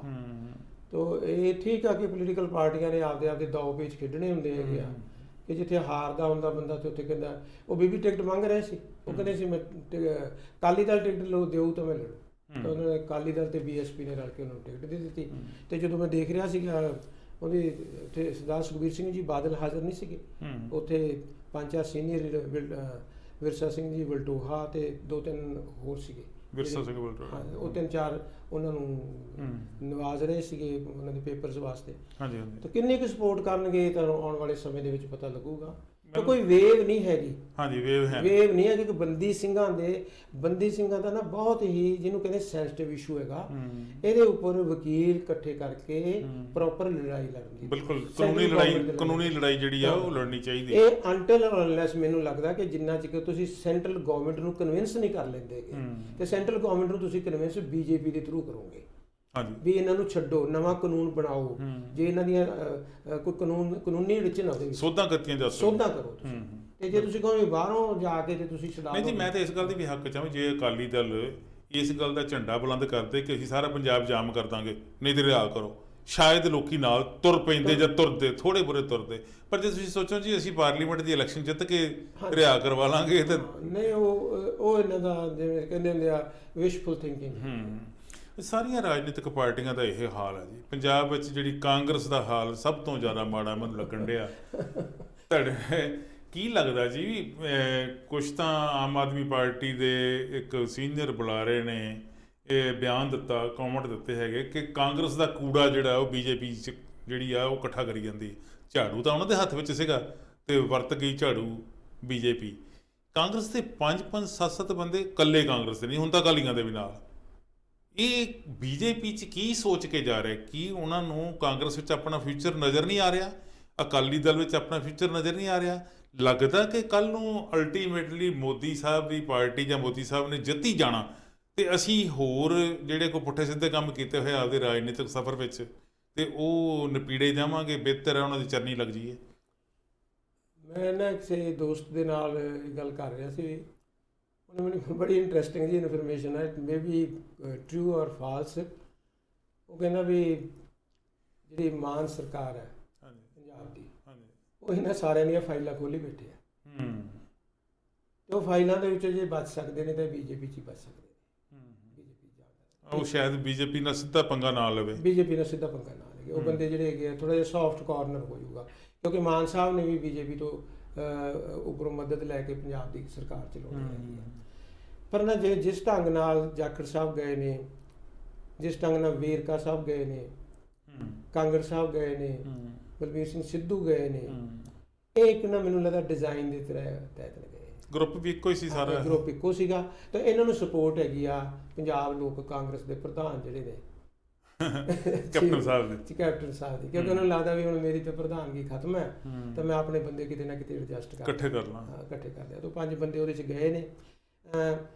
ਰਹੀ ਗੱਲ ਵੀ BJP ਦੇਖੋ ਪੰਜਾਬ ਦੇ ਵਿੱਚ ਉਹਦਾ ਕੋਈ ਬੇਸ ਨਹੀਂ ਹੈਗਾ, ਤਾਂ ਉਹਨਾਂ ਨੂੰ ਇਉਂ ਲੱਗਦਾ ਕਿ ਜਿੱਥੋਂ ਵੀ ਜਿਹੜਾ ਬੰਦਾ ਮਿਲੇ, ਕਿਸੇ ਟਾਈਮ ਤਾਂ ਇਹ ਕਹਿੰਦੇ ਸੀ ਵੀ ਅਸੀਂ ਕਿਸੇ ਰਹੇ ਹੋਏ ਬੰਦੇ ਨੂੰ ਲਵਾਂਗੇ ਨਹੀਂ, ਤੇ ਹੁਣ ਸਾਰੇ ਰਹੇ ਹੋਏ ਜਿਹੜੇ ਬੰਦੇ ਹੈਗੇ ਆ, ਭਾਵੇਂ ਉਹਨਾਂ ਦਾ ਕੱਦ ਉੱਚਾ ਪਰ ਲੋਕਾਂ ਦੀ ਪਰਸੈਪਸ਼ਨ ਉਹਨਾਂ ਬਾਰੇ ਬਦਲੀ ਹੈ। ਮਿਊਨਿਸਪੈਲਿਟੀ ਦੀਆਂ ਇਲੈਕਸ਼ਨਾਂ ਦੇ ਵਿੱਚ ਉਹਨਾਂ ਨੇ ਕਿਹਾ ਸੀ ਕਿ ਅਸੀਂ ਕਿਸੇ ਦੀ ਸਪੋਰਟ ਨਹੀਂ ਲੈਣੀ, ਪਰ ਉਹ ਪਾਰਟੀਆਂ ਦੇ ਵਿੱਚ ਉਹ ਆ ਜਾਣ ਉਧਰੋਂ ਬੰਦੇ। ਉਹਨਾਂ ਨੇ ਕਿਹਾ ਸੀ ਪਿੱਛੇ ਜੇ ਤੁਹਾਨੂੰ ਯਾਦ ਹੋਣਾ ਕਿ ਹਰਜੀਤ ਸਿੰਘ ਗਰੇਵਾਲ ਨੇ ਕਿਹਾ ਸੀ ਕਿ ਅਸੀਂ ਅਕਾਲੀ ਦਲ ਨਾਲ ਸਮਝੌਤਾ ਨਹੀਂ ਕਰਾਂਗੇ। ਜਦੋਂ ਮਲੂਕਾ ਸਾਹਿਬ ਨੇ ਕਿਹਾ ਵੀ ਸਾਡਾ ਤਾਂ ਇਹਨਾਂ ਨਾਲ ਰੌਲਾ ਕੋਈ ਨਹੀਂ ਹੈ, ਹਾਂਜੀ ਹਾਂਜੀ, ਠੀਕ ਹੈ ਨਾ, ਪਰ ਅਕਾਲੀ ਦਲ ਨੂੰ ਤੋੜ ਜ਼ਰੂਰ ਦੇਵਾਂਗੇ, ਤੋੜ ਗਿਆ, ਹਾਂਜੀ ਬਿਲਕੁਲ। ਮੈਨੂੰ ਲੱਗਦਾ ਨਾ ਇੱਕ ਬਹੁਤ ਜਿਹਨੂੰ ਕਹਿ ਸਕਦੇ ਹਾਂ ਕਿ ਲੌਂਗ ਰੇਂਜ ਡਿਜ਼ਾਈਨ ਜੋ ਹੈਗਾ ਪੋਲੀਟੀਕਲ ਬੀਜੇਪੀ ਦਾ ਟੂ ਵੀਕਨ ਦੀ ਅਕਾਲੀ ਦਲ ਪੰਜਾਬ ਦੇ ਵਿੱਚੋਂ। ਆਮ ਤੌਰ ਤੇ ਇਹ ਗੱਲ ਹੁੰਦੀ ਸੀ ਬਸ, ਸੌਰੀ, ਕਿ ਬੀਜੇਪੀ ਕਹਿੰਦੀ ਸੀ ਅਸੀਂ ਕਾਂਗਰਸ ਮੁਕਤ ਭਾਰਤ ਬਣਾਉਣਾ। ਹਾਂਜੀ, ਹੁਣ ਤਾਂ ਕਾਂਗਰਸ ਯੁਕਤ ਭਾਰਤ ਵਾਲੀ ਗੱਲ ਹੋ ਗਈ। ਪਹਿਲਾਂ ਤਾਂ ਕਾਂਗਰਸ ਯੁਕਤ, ਕਾਂਗਰਸ ਵਿੱਚ ਸਾਡੇ ਹੈਗੀ ਆ ਸਾਰੀ ਦੀ ਸਾਰੀ। ਤੁਸੀਂ ਦੇਖੋ ਨੈਸ਼ਨਲ ਲੈਵਲ ਤੇ ਵੀ ਕਾਂਗਰਸੀ ਲੀਡਰ ਜਿਹੜੇ ਆ ਉਹਦੇ ਚਾਹ ਰਹੇ ਨੇ, ਉਹ ਵਿੱਚ ਉਹਨਾਂ ਨੂੰ ਸ਼ਾਮਲ ਕੀਤਾ ਜਾ ਰਿਹਾ। ਨਹੀਂ, ਜਿਹੜੇ ਨਾ ਬੀਜੇਪੀ ਦੀ ਆਈਡੀਆਲੋਜੀ ਹੈਗੀ ਆ, ਉਹਨਾਂ ਦਾ ਹੈਗਾ ਇੱਕੋ ਗੋਲ, ਪਾਵਰ ਅੱਗੇ ਬਸ, ਥੱਲੇ ਕੋਈ ਆਈ ਜਾਵੇ ਕੋਈ ਨਹੀਂ ਜਾਏ, ਕੋਈ ਥੱਲੇ ਆਈਡੀਆਲੋਜੀ ਨਹੀਂ। ਜਿਹੜੀ ਉਹਨਾਂ ਦੀ ਹਿੰਦੂਤਵ ਦੀ ਆਈਡੀਆਲੋਜੀ ਉਹ ਬੀਜੇਪੀ ਨਹੀਂ ਕਰ ਰਹੀ, ਉਹ ਕੰਮ ਸਾਰਾ ਆਰਐਸਐਸ ਹੀ ਕਰੀ ਜਾਂਦੀ ਹੈ। ਇਸ ਕਰਕੇ ਉਹਨਾਂ ਨੂੰ ਲੱਗਦਾ, ਤੁਹਾਨੂੰ ਦੇਖੋ ਅੱਜ ਉਹਨਾਂ ਨੇ ਨੂਪੁਰ ਸ਼ਰਮਾ ਜਿਨ੍ਹਾਂ ਨੇ ਹਜ਼ਰਤ ਮੁਹੰਮਦ ਸਾਹਿਬ, ਹਾਂਜੀ ਹਾਂਜੀ, ਤੇ ਕੱਲ ਜਦੋਂ ਕੋਈ ਡਿਬੇਟ ਹੋ ਰਹੀ ਸੀ ਐਨਡੀਟੀਵੀ ਦੇ ਉੱਪਰ, ਤੇ ਉਹਨਾਂ ਨੇ ਕਿਹਾ ਵੀ ਸਾਡੇ ਨਬੀ ਨੂੰ ਵੀ ਹੁਣ ਤਾਂ ਗਾਲਾਂ ਮਿਲਣੀਆਂ ਸ਼ੁਰੂ ਹੋ ਗਈਆਂ, ਬਾਹਰੋਂ ਰਿਐਕਸ਼ਨ ਹੋ ਗਿਆ, 2 ਮਿੰਟ ਕੱਢ ਕੇ ਬਾਹਰ ਮਾਰੀ, ਸਸਪੈਂਡ ਕਰ ਦਿੱਤੀ, 1 ਮਿੰਟ ਲਾਇਆ, ਬਿਲਕੁਲ ਠੀਕ। ਪਹਿਲਾਂ ਪ੍ਰੋਵੋਕ ਕਰ ਲੈਂਦੇ ਨੇ, ਫਿਰ ਉਹ ਦੇਖਦੇ ਰਿਐਕਸ਼ਨ ਕਿੰਨਾ ਕਹਿੰਦਾ। ਤੇ ਅੱਜ ਤੁਸੀਂ ਦੇਖੋ ਅਰਵਿੰਦ ਕੇਜਰੀਵਾਲ ਜੀ ਨੇ ਕਹਿ ਦਿੱਤਾ ਕਿ ਕਸ਼ਮੀਰ ਨਹੀਂ ਸੰਭਾਲ ਸਕਦੇ, ਕਿਉਂਕਿ ਬਹੁਤ ਹੀ ਸ਼ਰਿਊਡ ਪੋਲੀਟੀਕਲ ਸਟੇਟਮੈਂਟ ਹੈ। ਹਾਂਜੀ ਹਾਂਜੀ, ਵੀ ਬੀਜੇਪੀ ਨਹੀਂ, ਤਾਂ ਬੀਜੇਪੀ ਦਾ ਇਹ ਹੈਗਾ ਵੀ ਜਿਹੜੀਆਂ ਸਟੇਟਾਂ 'ਚ ਅਸੀਂ ਨਹੀਂ ਜਾ ਸਕਦੇ, ਜਿਵੇਂ ਬੰਗਾਲ ਹੈ, ਪੰਜਾਬ ਹੈ, ਪੰਜਾਬ ਦੇ ਵਿੱਚ ਤਾਂ ਬੀਜੇਪੀ ਸੋਚ ਹੀ ਨਹੀਂ ਸੀ ਸਕਦੀ, ਬਿਲਕੁਲ ਸੋਚ ਨਹੀਂ ਸਕਦੀ। ਤਾਂ ਉਹਨਾਂ ਨੇ ਕਿਹਾ ਵੀ ਕਾਂਗਰਸੀਆਂ ਨੂੰ ਨਾਲ ਲਾ ਲਓ। ਇਹ ਹੌਲੀ ਹੌਲੀ ਤੁਸੀਂ ਦੇਖੋਗੇ ਆਪ 'ਚੋਂ ਵੀ ਲੈਣਗੇ। ਹਾਂਜੀ ਹਾਂਜੀ, ਆਪ 'ਚੋਂ ਵੀ ਲੈਣਗੇ। ਹਾਂਜੀ, ਆਉਣ ਵਾਲੇ ਦਿਨਾਂ 'ਚ ਵੀ ਲੱਗ ਰਿਹਾ ਕਿ ਸਿਟਿੰਗ ਐਮਐਲਏਜ਼ ਦੀ ਗੱਲ ਹੋ ਰਹੀ ਹੈ, ਸਿਟਿੰਗ ਐਮਐਲਏ ਦੀ ਗੱਲ ਹੈਗੀ, ਉਹਨੂੰ ਡਰਾ ਲੈਣਗੇ, ਧਮਕਾ ਲੈਣਗੇ, ਕਿਉਂਕਿ ਇਹਦਾ ਇਹਨਾਂ ਦਾ ਕਲਚਰ ਹੈ। ਨਾਲੇ 92 ਬੰਦੇ ਜਿਹੜੇ ਆ ਉਹ ਸਾਰੇ ਤਾਂ ਮੰਤਰੀ ਬਣਨੋਂ ਰਹੇ। ਤਾਂ ਜਿਹੜੀ 27 ਦੀ ਇਲੈਕਸ਼ਨ ਹੈਗੀ ਆ, ਹਾਂਜੀ ਹਾਂਜੀ, ਇਹ ਮੈਨੂੰ ਲੱਗਦਾ ਕਿ ਬੀਜੇਪੀ ਵਰਸਸ ਆਪ ਹੋ ਜੂਗੀ ਬਾਈ ਦਾ ਪੰਜਾਬ ਦੇ ਵਿੱਚ। ਕਾਂਗਰਸ ਵੀ ਨਹੀਂ ਹੋਊਗੀ ਤੇ ਅਕਾਲੀ ਵੀ ਨਹੀਂ ਹੋਣਗੇ, ਅਨਲੈਸ ਕਿ ਅਕਾਲੀ ਦਲ ਆਪਦੀ ਲੀਡਰਸ਼ਿਪ 'ਚ ਚੇਂਜ ਕਰੇ, ਆਪਦੀਆਂ ਪਾਲਿਸੀ ਚੇਂਜ ਕਰਨ, ਤੇ ਕਾਂਗਰਸ ਜਿਹੜੀ ਹੈਗੀ ਆ ਉੱਪਰ ਲੈਵਲ ਲੀਡਰਸ਼ਿਪ ਚੇਂਜ ਕਰੇ, ਕਿਉਂਕਿ ਉੱਪਰ ਲੈਵਲ ਦੀ ਲੀਡਰਸ਼ਿਪ ਜਿਹੜੀ ਹੈ ਨਾ ਉਹ ਇਸ ਟਾਈਮ ਥੱਲੇ ਐਕਸੈਪਟੇਬਲ ਨਹੀਂ ਹੈਗੀ। ਲੋਕ ਵਿਸ਼ਵਾਸ ਨਹੀਂ ਕਰਦੇ, ਉਹ ਕਹਿ ਰਹੇ ਡਾਇਨੈਸਟਿਕ, ਉਹ ਡਾਇਨੈਸਟਿਕ ਕਹਿ ਰਹੇ, ਤੇ ਆਮ ਬੰਦਾ ਕਹਿੰਦਾ ਵੀ ਉਹ ਲੀਡਰ ਕੰਪੀਟੈਂਟ ਨਹੀਂ ਹੈਗਾ, ਉਹ ਛੱਡ ਕੇ ਚਲੇ ਗਏ, ਕਪਲ ਸਿਬਲ ਜਾ ਰਹੇ ਨੇ, 2-4 ਹੋਰ ਚਲੇ ਜਾਣਗੇ, ਵੱਡੇ ਬੰਦੇ ਜਾ ਰਹੇ। ਅਖੀਰ ਤੇ ਇੱਕ ਗੱਲ ਜਿਹੜੀ ਤੁਸੀਂ ਕੀਤੀ ਸੀ ਜੀ, ਮੈਂ ਉਹ ਗੱਲ 'ਚੋਂ ਗੱਲ ਫੜੀ ਹੈ, ਤਾਂ ਆਪਾਂ ਉੱਤੇ ਵਿਚਾਰ ਥੋੜ੍ਹੇ ਕਰ ਲਈਏ 2-4 ਮਿੰਟਾਂ ਦੇ ਵਿੱਚ ਹੀ। ਕਸ਼ਮੀਰ ਦੀ ਗੱਲ, ਕਸ਼ਮੀਰ ਵਿੱਚ ਧਾਰਾ 370 ਧਾਰਾ ਜਿਹੜੀ 35A ਖਤਮ ਕੀਤੀ ਗਈ ਸੀ, ਇਹ ਕਹਿ ਕੇ ਕਿ ਹੁਣ ਅਸੀਂ ਕਸ਼ਮੀਰ ਨੂੰ ਬਹੁਤ ਜ਼ਿਆਦਾ ਅਧਿਕਾਰ ਦੇ ਦੇਣੇ ਆ, ਭਾਵੇਂ ਉਹ ਇੱਕ ਸੂਬੇ ਨੂੰ ਤੋੜ ਕੇ ਟੈਰੀਟਰੀ ਬਣਾ ਦਿੱਤੀਆਂ ਗਈਆਂ, ਠੀਕ ਹੈ ਜੀ। ਔਰ ਬੜੇ ਘਟੀਆ ਕਿਸਮ ਦੇ ਬਿਆਨ ਵੀ ਬੀਜੇਪੀ ਦੇ ਲੀਡਰਾਂ ਵੱਲੋਂ ਆਏ ਸੀਗੇ ਕਿ ਇਹਦੀ ਡਿਵੈਲਪਮੈਂਟ ਬਹੁਤ ਹੋ ਜੂ। ਇਹ ਚਲੋ ਇੱਕ ਚੰਗਾ ਕਿਹਾ ਜਾ ਸਕਦਾ ਵੀ ਚੰਗੀ ਉਮੀਦ ਹੈ, ਡਿਵੈਲਪਮੈਂਟ ਤਾਂ ਕੀ ਹੋਣੀ ਸੀ ਜੇ ਹਾਲਾਤ ਉੱਥੇ ਜ਼ਿਆਦਾ ਵਿਗੜ ਗਏ। ਜਿਵੇਂ ਟਾਰਗੇਟ ਕਿਲਿੰਗ ਉੱਥੇ ਹੋ ਰਹੀ ਹੈ, ਉਹਦੇ ਲਈ ਬੀਜੇਪੀ ਦੇ ਵੱਡੇ ਕਿਸੇ ਲੀਡਰ ਦਾ ਕੋਈ ਬਿਆਨ ਨਹੀਂ ਆ ਰਿਹਾ। ਉਹਨਾਂ ਲੋਕਾਂ ਦੇ ਬਿਆਨ ਆ ਰਹੇ, ਉਹਨਾਂ ਲੀਡਰ ਦੇ ਬਿਆਨ ਆ ਰਹੇ ਜਿਹੜੇ ਆਲਰੇਡੀ ਕਸ਼ਮੀਰ ਦੇ ਵਿੱਚ ਸਰਕਾਰ ਪੱਖੀ ਆ ਜਾਂ ਸਰਕਾਰ ਵਿਰੋਧੀ ਹੈ। ਬੀਜੇਪੀ ਦੀ ਟੌਪ ਲੀਡਰਸ਼ਿਪ ਜਿਹੜੀ ਚੁੱਪ ਹੈਗੀ ਆ ਕਸ਼ਮੀਰ ਦੀ ਜਿਹੜੀ ਟੋਟਲ ਸਿਚੁਏਸ਼ਨ ਹੁਣ ਨਵੀਂ ਕ੍ਰੀਏਟ ਹੋਈ ਹੈ। ਕੀ ਇਹਨਾਂ ਨੂੰ ਲੱਗ ਰਿਹਾ ਕਿ ਅਸੀਂ ਉਹ ਜੋ ਸੋਚ ਕੇ ਧਾਰਾ 370 ਖਤਮ ਕੀਤੀ ਸੀ ਜਾਂ 35 ਨੂੰ ਖਤਮ ਕੀਤਾ ਸੀ, 35A ਨੂੰ, ਵੀ ਅਸੀਂ ਉਹਨੂੰ ਦੁਬਾਰਾ ਸੋਚ ਲਈਏ, ਇਹਨੂੰ ਜਿਹੜਾ ਪਹਿਲੇ ਫੈਸਲੇ ਅਸੀਂ ਉਹਨੂੰ ਰਿਵਾਈਵ ਕਰ ਲਈਏ, ਜਾਂ ਇਹ ਬਜਿੱਦ ਰਹਿਣਗੇ? ਦੇਖੋ, ਜਿਹੜੀ ਨਾ ਧਾਰਾ 370 ਅਬੋਲਿਸ਼ ਕਰਨੀ, 35A ਵਾਲੀ ਗੱਲ ਕਰਨੀ, ਇਹ ਇਹਨਾਂ ਦੇ ਪੁਰਾਣੇ ਮੈਨੀਫੈਸਟੋ ਦਾ ਹਿੱਸਾ ਸੀ, ਬੜੀ ਲੰਬੀ ਦੇਰ ਤੋਂ ਆਉਂਦੇ ਸੀ, ਪੁਰਾਣੀ ਗੱਲ ਸੀ। ਕਿਉਂਕਿ ਨਾ ਇਹਨਾਂ ਦੀ ਪੋਲੀਟੀਕਲ ਪਰਸੈਪਸ਼ਨ ਸੀਗੀ ਕਿ ਧਾਰਾ 370 ਦਾ ਖਤਮ ਕਰਨ ਦੇ ਨਾਲ ਅਸੀਂ ਉੱਥੇ ਪੀਸ ਰਿਸਟੋਰ ਕਰ ਲਾਂਗੇ, ਕਿ ਕਸ਼ਮੀਰੀ ਪੰਡਤ ਨੇ ਜਿਹੜੇ ਮਾਈਗ੍ਰੇਟ ਕੀਤੇ ਨੇ ਅਸੀਂ ਉਹਨਾਂ ਨੂੰ ਲੈ ਕੇ ਜਾਵਾਂਗੇ, ਇੱਕ ਮਿਕਸ ਕਲਚਰ ਬਣਾ ਲਾਂਗੇ। ਤਾਂ ਐਕਚੁਅਲੀ ਨਾ ਸਿਚੁਏਸ਼ਨ ਕਸ਼ਮੀਰ ਦੀ ਵੇਖੋ ਤਕਰੀਬਨ 47 ਤੋਂ ਬਾਅਦ ਤੇ ਹੁਣ ਤੱਕ ਬਹੁਤ ਕੰਪਲੈਕਸ ਰਹੀ ਆ। ਹਜ਼ਾਰਾਂ ਆਰਮੀ ਆਫੀਸਰ ਮਰ ਗਏ, ਪੁਲਿਸ ਆਫੀਸਰ ਮਰ ਗਏ, ਇਨੋਸੈਂਟ ਲੋਕ ਮਰ ਗਏ। ਤਾਂ ਕਿਸੇ ਨੇ ਇਹ ਬੈਠ ਕੇ ਨਾ, ਮੈਨੂੰ ਨਹੀਂ ਲੱਗਦਾ ਕਿ ਡਾਟਾ ਨਹੀਂ ਦੇਖਿਆ ਕਿ ਕਿੰਨੇ ਲੋਕ ਉੱਥੇ ਮਰ ਗਏ। ਤੇ ਉਹ ਇੰਨੇ ਲੋਕ ਜਿੱਥੇ ਮਰੇ ਹੋਣ, ਉਹਨਾਂ ਨੂੰ ਸ਼ਹੀਦ ਵੀ ਕਹਿ ਸਕਦੇ ਹਾਂ ਆਪਾਂ ਉਹਨੂੰ, ਉਹਨਾਂ ਦੇ ਪਰਿਵਾਰ ਉੱਥੇ ਹੈਗੇ ਨੇ, ਔਰ ਉਹਨਾਂ ਦਾ ਜਿਹੜਾ ਦਰਦ ਹੈਗਾ ਉਹ ਐਡਮਿਨਿਸਟ੍ਰੇਟਿਵ ਡਿਸੀਜਨਸ ਨਾਲੋਂ ਡਿਫਰੈਂਟ ਹੁੰਦਾ। ਭਾਵਨਾਤਮਕ ਸਾਂਝ ਹੋਰ ਹੁੰਦੀ ਹੈਗੀ ਆ, ਹਾਂਜੀ। ਐਡਮਿਨਿਸਟ੍ਰੇਟਿਵ ਡਿਸੀਜਨਸ ਹੋਰ ਹੁੰਦੇ ਹੈਗੇ ਆ। ਤਾਂ ਇਹਨਾਂ ਨੂੰ ਲੱਗਦਾ ਸੀਗਾ ਕਿ ਅਸੀਂ ਇਸ ਤਰ੍ਹਾਂ ਕਰਕੇ ਇੱਕ ਤਾਂ ਬਹੁਤ ਵਾਹਵਾ ਖੱਟ ਲਾਂਗੇ, ਇੱਕ ਇਸ ਨੂੰ ਜੀ ਵਨ ਕੰਟਰੀ ਕਰ ਦਿਆਂਗੇ। ਵਨ ਕੰਟਰੀ ਤਾਂ ਪਹਿਲਾਂ ਹੀ ਹੈਗਾ, ਹਾਂਜੀ ਵਨ ਕੰਟਰੀ ਦਾ ਤਾਂ ਇਸ਼ੂ ਹੀ ਨਹੀਂ ਹੈਗਾ। ਹੂੰ ਤਾਂ ਮੈਨੂੰ ਉਹਦਾ ਲੱਗਦਾ ਕ੍ਰੀਏਟ ਕੀਤਾ ਜਾਂਦਾ ਨਾ। ਹਾਂ, ਮੈਨੂੰ ਲੱਗਦਾ ਕਿ ਜਿਹੜੀ ਪੋਲੀਟੀਕਲ ਪਰਸੈਪਸ਼ਨ ਸੀ ਉਹਨਾਂ ਦੀ, ਜਿੰਨੇ ਇਹ ਉਵੇਂ ਹੀ ਹੈ ਜਿਵੇਂ ਡਿਮੋਨੇਟਾਈਜੇਸ਼ਨ ਕੀਤੀ ਸੀਗੀ, ਤੇ ਲੱਗਦਾ ਸੀਗਾ ਕਿ ਅਸੀਂ ਬਹੁਤ ਜ਼ਿਆਦਾ ਰਿਜ਼ਲਟ ਲੈ ਲਾਂਗੇ। ਸਰ 120 ਪਰਿਵਾਰ ਘਾਟੀ ਵਿੱਚੋਂ, ਕਸ਼ਮੀਰ ਵੈਲੀ ਦੇ ਵਿੱਚੋਂ ਹੋਰ ਮੂਵ ਹੋ ਗਏ, ਜੰਮੂ ਆ ਗਏ। ਮੈਂ ਕੱਲ ਉਹਨਾਂ ਦੇ ਇੰਟਰਵਿਊ ਦੇਖ ਰਿਹਾ ਸੀਗਾ, ਜਦੋਂ ਡੈਥ ਹੋਈ ਹੈ ਜਿਹੜਾ ਮੈਨੇਜਰ ਹੈ ਬੈਂਕ ਦਾ, ਥੋੜੇ ਦਿਨ ਹੋਏ ਉਹਨਾਂ ਨੂੰ ਆਇਆ ਨੂੰ, ਹਾਂਜੀ, ਉਹਦੀ ਡੈਥ ਹੋ ਗਈ। ਉਦੋਂ ਪਹਿਲਾਂ ਇੱਕ BBC ਟੀਚਰ, ਉਹਦੀ ਡੈਥ ਹੋ ਗਈ, ਹਾਂਜੀ, ਡੈਥ ਹੋ ਗਈ ਨਾ। ਤੇ ਵੇਖੋ, ਜਦੋਂ ਤੁਹਾਨੂੰ ਉੱਥੇ ਸਿਕਿਉਰਿਟੀ ਨਹੀਂ ਹੈਗੀ ਤੇ ਫੇਲਰ ਹੁੰਦਾ। ਜੇ ਆਪਾਂ ਕਹਿੰਦੇ ਪੰਜਾਬ ਦੇ ਵਿੱਚ ਜੇ ਸਿਕਿਉਰਿਟੀ ਨਹੀਂ ਤਾਂ ਪੰਜਾਬ ਦੀ ਸਰਕਾਰ ਜ਼ਿੰਮੇਵਾਰ ਹੈ। ਨਹੀਂ ਜੀ, ਸਵਾਲ ਪੈਦਾ ਹੁੰਦਾ ਵੀ ਜਦੋਂ ਇਹਨਾਂ ਨੇ 307 ਧਾਰਾ ਖਤਮ ਕੀਤੀ, 35 ਇਹ ਖਤਮ ਕੀਤੀ, ਤੇ ਇਹ ਕਿਹਾ ਜਾਂਦਾ ਸੀਗਾ ਕਿ ਡਿਵੈਲਪਮੈਂਟ ਬਹੁਤ ਹੋ ਜੂ। ਕਿਸੇ ਇਨਵੈਸਟਰ ਨੇ, ਇੰਟਰਨੈਸ਼ਨਲ ਇਨਵੈਸਟਰ ਨੇ ਤਾਂ ਕੀ ਕਰਨਾ, ਕਿਸੇ ਨੈਸ਼ਨਲ ਇਨਵੈਸਟਰ ਨੇ ਵੀ ਉੱਥੇ ਜਾ ਕੇ ਇੱਕ ਮਰਰਾ ਥਾਂ ਨਹੀਂ ਖਰੀਦੀ। ਅਸਲ 'ਚ ਇੰਝ ਹੁੰਦਾ ਕਿ ਜਦੋਂ ਨਾ ਗੌਰਮੈਂਟਸ ਪਬਲਿਕ ਓਪੀਨੀਅਨ ਦੇ ਅਗੇਂਸਟ ਫੈਸਲੇ ਕਰਦੀਆਂ ਨੇ ਤਾਂ ਉੱਥੇ ਡਿਵੈਲਪਮੈਂਟ ਗੌਰਮੈਂਟ ਹੀ ਕਰਦੀ ਹੈ ਜਾ ਕੇ, ਹਾਂਜੀ ਹਾਂਜੀ, ਲੋਕ ਨਹੀਂ ਕਰਦੇ ਹੁੰਦੇ। ਤੇ ਜਿੱਥੇ ਲੋਕ ਕਹਿਣ ਵੀ ਅਸੀਂ ਕਰਨੀ ਹੈ ਡਿਵੈਲਪਮੈਂਟ ਜਿਹੜੀ, ਤੇ ਸਰਕਾਰਾਂ ਉਹਦੇ ਤੇ ਮੋਹਰ ਨਾਲ ਉੱਥੇ ਡਿਵੈਲਪਮੈਂਟ ਹੋ ਜਾਂਦੀ ਹੈ। ਬਹੁਤ ਤੁਹਾਨੂੰ ਯਾਦ ਹੋਣਾ ਕਿ ਪੰਜਾਬ ਡਿਸਟਰਬ ਹੋਣ ਕਰਕੇ ਬਹੁਤ ਜਿਹੜੀਆਂ ਇੰਡਸਟਰੀਜ਼ ਇੱਥੋਂ ਮਾਈਗ੍ਰੇਟ ਹੋ ਗਈ। ਹਰਿਆਣੇ ਦੇ ਵਿੱਚ ਮਾਰੂਤੀ ਸੁਜ਼ੂਕੀ ਲੱਗ ਗਈ, ਪੰਜਾਬ 'ਚ ਲੱਗ ਸਕਦੀ ਸੀ। ਤਾਂ ਜਿੱਥੇ ਪੀਸ ਨਹੀਂ, ਉੱਥੇ ਨਾ ਤਾਂ ਕਲਚਰ ਡਿਵੈਲਪ ਹੋਵੇ, ਨਾ ਉੱਥੇ ਲਿਟਰੇਚਰ ਡਿਵੈਲਪ ਹੋਵੇ, ਨਾ ਐਜੂਕੇਸ਼ਨ ਡਿਵੈਲਪ ਹੋਵੇ। ਇਹ ਤਾਂ ਨਾ ਟਾਈਮ ਟੈਸਟਡ ਹੈ ਪੈਰਾਮੀਟਰਸ, ਬਿਲਕੁਲ। ਵੈਲਫੇਅਰ ਤਾਂ ਕੀ ਹੋਣਾ ਹੈ। ਮੈਨੂੰ ਲੱਗਦਾ ਕਿ ਇਹ ਸੋਚਣਗੇ ਤਾਂ ਨਹੀਂ, ਕਿਉਂਕਿ ਹਾਰਡ ਲਾਈਨਰਸ ਨੇ ਇਹਦੇ ਵਿੱਚ ਬਹੁਤ ਜ਼ਿਆਦਾ ਸੋਚਦੇ ਹੈਗੇ ਆ। ਪਰ ਕੋਈ ਨਵੀਂ ਕਮੇਟੀ ਬਣਾ ਕੇ ਲੋਕਾਂ ਨੂੰ ਇਨਵੋਲਵ ਕਰਕੇ, ਵਿਲੇਜ ਲੈਵਲ ਦੀਆਂ ਕਮੇਟੀਜ਼ ਬਣਾ ਕੇ ਲੋਕਾਂ ਨੂੰ ਇਨਵੋਲਵ ਕਰਕੇ, ਤੁਸੀਂ ਨਾ ਕਿਸੇ ਨੂੰ ਫੋਰਸ ਕਰਕੇ ਨਹੀਂ ਕਹਿ ਸਕਦੇ।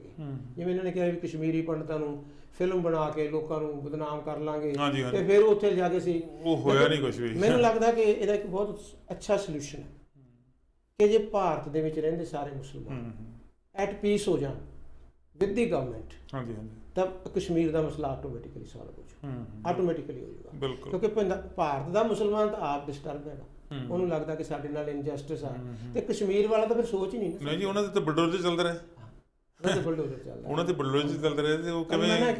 NDTV ਦੇ ਉੱਪਰ ਇੰਟਰਵਿਊ ਸੀਗੀ, ਮੌਲਾਨਾ, ਮੈਨੂੰ ਨਾਮ ਨਹੀਂ ਉਹਨਾਂ ਦਾ ਯਾਦ, ਤੇ ਉਹਨਾਂ ਨੇ ਇੱਕੋ ਗੱਲ ਕਹੀ, ਕਹਿੰਦੇ ਸਾਨੂੰ ਨਾ ਸੰਵਿਧਾਨ ਮੁਤਾਬਕ ਜਸਟਿਸ ਦੇ ਦਿਓ, ਅਸੀਂ ਹੋਰ ਕੁਝ ਨਹੀਂ ਮੰਗਦੇ। ਬਿਲਕੁਲ, ਵੀ ਸਾਡੇ ਨਬੀ ਨੂੰ ਗਾਲਾਂ ਨਾ ਕੱਢੋ, ਸਾਡੀਆਂ ਜਿਹੜੀਆਂ ਰਾਈਟ ਟੂ ਵਰਸ਼ਿਪ ਹੈਗਾ ਜਿਹੜਾ ਸਾਨੂੰ ਕਨਸਟੀਟਿਊਸ਼ਨ ਨੇ ਦਿੱਤਾ, ਤੇ ਅਸੀਂ we are happy with the government. ਇੱਕ ਸੈਕਸ਼ਨ ਜਿਹੜਾ ਮੋਡਰੇਟ ਹੈ, ਉਹ ਕਹਿੰਦਾ ਵੀ ਜਦੋਂ ਅਸੀਂ ਅਡਾਪਟ ਹੀ ਕਰ ਲਿਆ ਹਿੰਦੁਸਤਾਨ, ਅਸੀਂ ਹੋਰ ਕਿੱਥੇ ਜਾਈਏ। ਬਿਲਕੁਲ। ਤਾਂ ਮੈਨੂੰ ਲੱਗਦਾ ਕਿ ਇਹ ਸੇਮ ਗੱਲ ਹੈ ਜੀ ਪੰਜਾਬ ਦੇ ਸਿੱਖਾਂ ਬਾਰੇ ਤੇ ਪੰਜਾਬੀਆਂ ਬਾਰੇ। ਇਹ ਮਤਲਬ ਜਿਹੜੀ ਹੈ ਨਾ, ਸੈਂਟਰਲ ਗਵਰਨਮੈਂਟ ਨੇ ਪੰਜਾਬ ਦੇ ਪੰਜਾਬੀਆਂ ਤੇ ਜਿੱਥੇ ਵੀ ਡਿਸਟ੍ਰਿਕਟ, ਜਿੱਥੇ ਲੋੜ ਹੈਗੀ ਲਾਉਣੀ ਪੈਣੀ ਹੈ, ਸਾਊਥ ਈਸਟ ਵਿੱਚ, ਈਸਟ ਵਿੱਚ, ਜਿੱਥੇ ਵੀ ਹੈਗੀ। ਹਾਂਜੀ ਹਾਂਜੀ, ਤੁਸੀਂ ਦਬਾਅ ਪਾ ਕੇ ਲੋਕਾਂ ਨੂੰ ਨਾ ਡੈਮੋਕ੍ਰੇਸੀ ਦੇ ਵਿੱਚ ਡਰਾ ਤਾਂ ਸਕਦੇ ਹੋ, ਪਰ ਉਹਨਾਂ ਦੇ ਮਨ ਨਹੀਂ ਜਿੱਤ ਸਕਦੇ। ਡਰਾ ਵੀ ਟੈਂਪਰੇਰੀ ਸਕਦੇ ਤੁਸੀਂ, ਉਹ ਥੋੜ੍ਹੀ ਚਿਰੀ ਗੱਲ ਹੁੰਦੀ ਆ। ਅਲਟੀਮੇਟਲੀ ਜਦੋਂ ਤੁਸੀਂ ਦਬਾਉਂਦੇ ਹੋ ਕਿਸੇ ਚੀਜ਼ ਨੂੰ, ਤੇ ਉਹ ਹੱਥੋਂ ਛੁੱਟਣ ਦੇ ਚਾਂਸਸ ਵੀ ਬਣੇ ਰਹਿੰਦੇ। ਸੈਕੰਡਲੀ 5 ਸਾਲ ਬਾਅਦ ਸਰਕਾਰ ਬਦਲ ਜਾਣੀ ਹੁੰਦੀ ਹੈ। ਬਿਲਕੁਲ, ਡੈਮੋਕ੍ਰੇਸੀ ਵੀ ਤੇ ਹੈਗਾ ਹੀ, ਡਿਕਟੇਟਰਸ਼ਿਪ ਤਾਂ ਹੈ ਨਹੀਂ। ਹਾਂਜੀ ਹਾਂਜੀ, ਤੁਸੀਂ ਦੇਖੋ ਜੀ, ਜਦੋਂ ਜੰਮੂ ਕਸ਼ਮੀਰ ਦੀ ਘਾਟੀ ਦੇ ਵਿੱਚ ਪੰਚਾਇਤੀ ਚੋਣਾਂ ਕਰਵਾਈਆਂ ਗਈਆਂ, ਉਦੋਂ ਵੀ ਸਰਕਾਰ ਦੇ ਮੁਤਾਬਕ ਨਤੀਜੇ ਸਾਹਮਣੇ ਨਹੀਂ ਆਏ ਜੋ ਸਰਕਾਰ ਸੋਚਦੀ ਸੀ, ਉਲਟ ਨਤੀਜੇ ਸਾਹਮਣੇ ਆਏ। ਬਹੁਤ ਸਾਰੇ ਲੋਕਾਂ ਨੇ ਵੋਟਾਂ ਨਹੀਂ ਪਾਈਆਂ, ਜਿਨ੍ਹਾਂ ਨੇ ਪਾਈਆਂ ਉਹਨਾਂ ਨੇ ਸਰਕਾਰ ਦੇ ਉਲਟ ਪਾਤੀਆਂ। ਸਰਕਾਰ ਨੂੰ ਸਮਝ ਆਉਣੀ ਚਾਹੀਦੀ, ਉੱਥੋਂ ਦੀਆਂ ਰਾਜਨੀਤਿਕ ਪਾਰਟੀਆਂ ਨਾਲ ਬੈਠ ਕੇ ਕੋਈ ਸੋਲੂਸ਼ਨ ਕੱਢ ਲੈਣਾ ਚਾਹੀਦਾ ਹੈ। ਪਰ ਜੇ ਤੁਸੀਂ ਸੋਚੋ ਕਿ ਅਸੀਂ ਦੱਸਣਾ ਹੀ ਉਦੋਂ ਆ ਪਾਰਲੀਮੈਂਟ 'ਚ 5 ਮਿੰਟ ਪਹਿਲਾਂ ਕਿ ਆਹ ਅਸੀਂ ਕਰ ਦਿੱਤਾ, ਜਾਓ ਜੋ ਤੁਸੀਂ ਕਰਨਾ ਕਰ ਲਓ, ਤੁਹਾਡੇ ਵਿਊ ਕੋਈ ਵੀ ਹੋ ਸਕਦੇ ਆ। ਸ਼ਾਇਦ ਸਰਕਾਰਾਂ ਹੁਣ ਸੋਚਣ ਲਈ ਮਜਬੂਰ ਹੋ ਜਾਣ ਕਿ ਲੋਕ ਦਬਾਅ ਨਾਲ ਲੋਕਾਂ 'ਤੇ ਰਾਜ ਨਹੀਂ ਕੀਤਾ ਜਾ ਸਕਦਾ। ਜੇ ਤੁਸੀਂ ਡੈਮੋਕ੍ਰੇਸੀ ਦਾ ਝੰਡਾ ਚੁੱਕਿਆ ਹੋਇਆ ਤਾਂ ਤੁਹਾਨੂੰ ਰੀਅਲ ਸੈਂਸ ਵਿੱਚ ਡੈਮੋਕ੍ਰੈਟਿਕ ਬਣ ਕੇ ਵਿਖਾਉਣਾ ਪੈਣਾ। ਲੋਕਾਂ ਦਾ ਵਿਵਹਾਰ ਵੀ ਡੈਮੋਕ੍ਰੈਟਿਕ ਅਸੂਲਾਂ ਦੇ ਮੁਤਾਬਕ ਕਰਨਾ ਪਊਗਾ। ਡਿਕਟੇਟਰਸ਼ਿਪ ਜਿਹੜੀ ਆ ਉਹ ਡੈਮੋਕ੍ਰੇਸੀ ਅਤੇ ਡਿਕਟੇਟਰਸ਼ਿਪ ਬਿਲਕੁਲ ਨਾਰਥ ਸਾਊਥ ਪੋਲ ਵਾਲੀ ਗੱਲ ਹੈ, ਇਹ ਇਕੱਠੇ ਨਹੀਂ ਹੋ ਸਕਦੇ। ਡਿਕਟੇਟਰਸ਼ਿਪ ਇੱਕ ਅਲੱਗ ਗੱਲ, ਜਾਂ ਤਾਂ ਤੁਸੀਂ ਕਹੋ ਕਿ ਅਸੀਂ ਡਿਕਟੇਟਰ ਹਾਂ, ਜੋ ਅਸੀਂ ਕਹਿੰਦੇ ਉਹੀ ਲਾਗੂ ਕਰਨਾ, ਉਹੀ ਤੁਹਾਨੂੰ ਮੰਨਣਾ ਪਏਗਾ, ਜਾਂ ਫਿਰ ਡੈਮੋਕ੍ਰੇਸੀ ਕਿ ਜੋ ਲੋਕ ਕਹਿੰਦੇ ਹੈਗੇ ਆ ਅਸੀਂ ਉਹਦੇ ਮੁਤਾਬਕ ਚੱਲਾਂਗੇ। ਸਭ ਜਾਂਦੇ ਜਾਂਦੇ ਕੋਈ ਸੁੱਖ ਸੁਨੇਹਾ ਪੰਜਾਬੀਆਂ ਨੂੰ, ਭਾਰਤੀਆਂ ਨੂੰ ਦੇਣਾ ਚਾਹੁੰਦੇ ਹੋ? ਮੇਰਾ ਤਾਂ ਹਮੇਸ਼ਾ ਸੁੱਖ ਸੁਨੇਹਾ ਇਹ ਹੁੰਦਾ ਕਿ ਮੇਰਾ ਜ਼ਿਆਦਾ ਸਰਕਾਰ ਨੂੰ ਹੁੰਦਾ ਕਿ ਲੋਕ ਨਾ ਸਰਕਾਰਾਂ ਤੋਂ ਬਹੁਤ ਆਸ ਕਰਦੇ ਹੁੰਦੇ ਹੈਗੇ ਆ। ਬਿਲਕੁਲ। ਤੇ ਸਰਕਾਰਾਂ ਦੀ ਇੱਕ ਡਿਊਟੀ ਹੁੰਦੀ ਹੈਗੀ ਆ ਕਿ ਸਿਟੀਜ਼ਨਸ ਦੇ ਜਿਹੜੇ ਰਾਈਟਸ ਨੇ ਉਹਨਾਂ ਨੂੰ ਪ੍ਰੋਟੈਕਟ ਕਰਨਾ ਤੇ ਸੰਵਿਧਾਨ ਮੁਤਾਬਕ ਹਰੇਕ ਸਿਟੀਜ਼ਨ ਨੂੰ ਉਹਨੂੰ ਜਸਟਿਸ ਦੇਣਾ। ਤੇ ਜਿਹੜੀਆਂ ਸਰਕਾਰਾਂ ਜਸਟਿਸ ਦੇਣਗੀਆਂ ਉਹ ਪਾਪੂਲਰ ਤੇ ਵੈਲਫੇਅਰ ਗਿਣੀਆਂ ਜਾਣਗੀਆਂ ਇਤਿਹਾਸ ਦੇ ਵਿੱਚ। ਤੇ ਸਰਕਾਰਾਂ ਨੂੰ ਚਾਹੀਦਾ ਕਿ ਆਪਦਾ ਇਤਿਹਾਸ ਸੁਨਹਿਰੀ ਅੱਖਰਾਂ 'ਚ ਲਿਖ ਲੈਣ।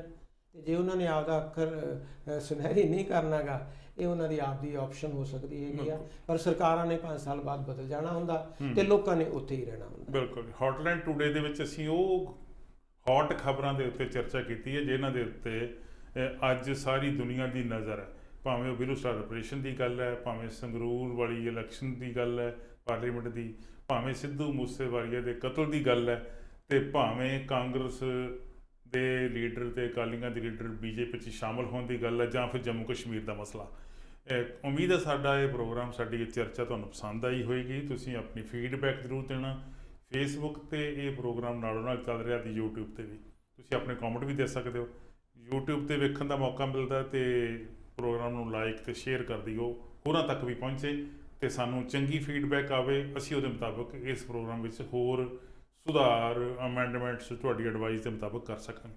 ਪ੍ਰੋਫੈਸਰ ਤੁਸੀਂ ਸਮਾਂ ਕੱਢਿਆ ਜੀ, ਬਹੁਤ ਮਿਹਰਬਾਨੀ ਤੁਹਾਡੀ। Thank you very much. ਸਾਰੇ ਜਿਹੜੇ ਵਿਊਅਰਸ ਨੇ ਉਹਨਾਂ ਦਾ ਮੇਰੇ ਵੱਲੋਂ ਬਹੁਤ ਬਹੁਤ ਸ਼ੁਕਰੀਆ। Thank you very much. ਫਿਰ ਮਿਲਾਂਗੇ। ਸਤਿ ਸ਼੍ਰੀ ਅਕਾਲ।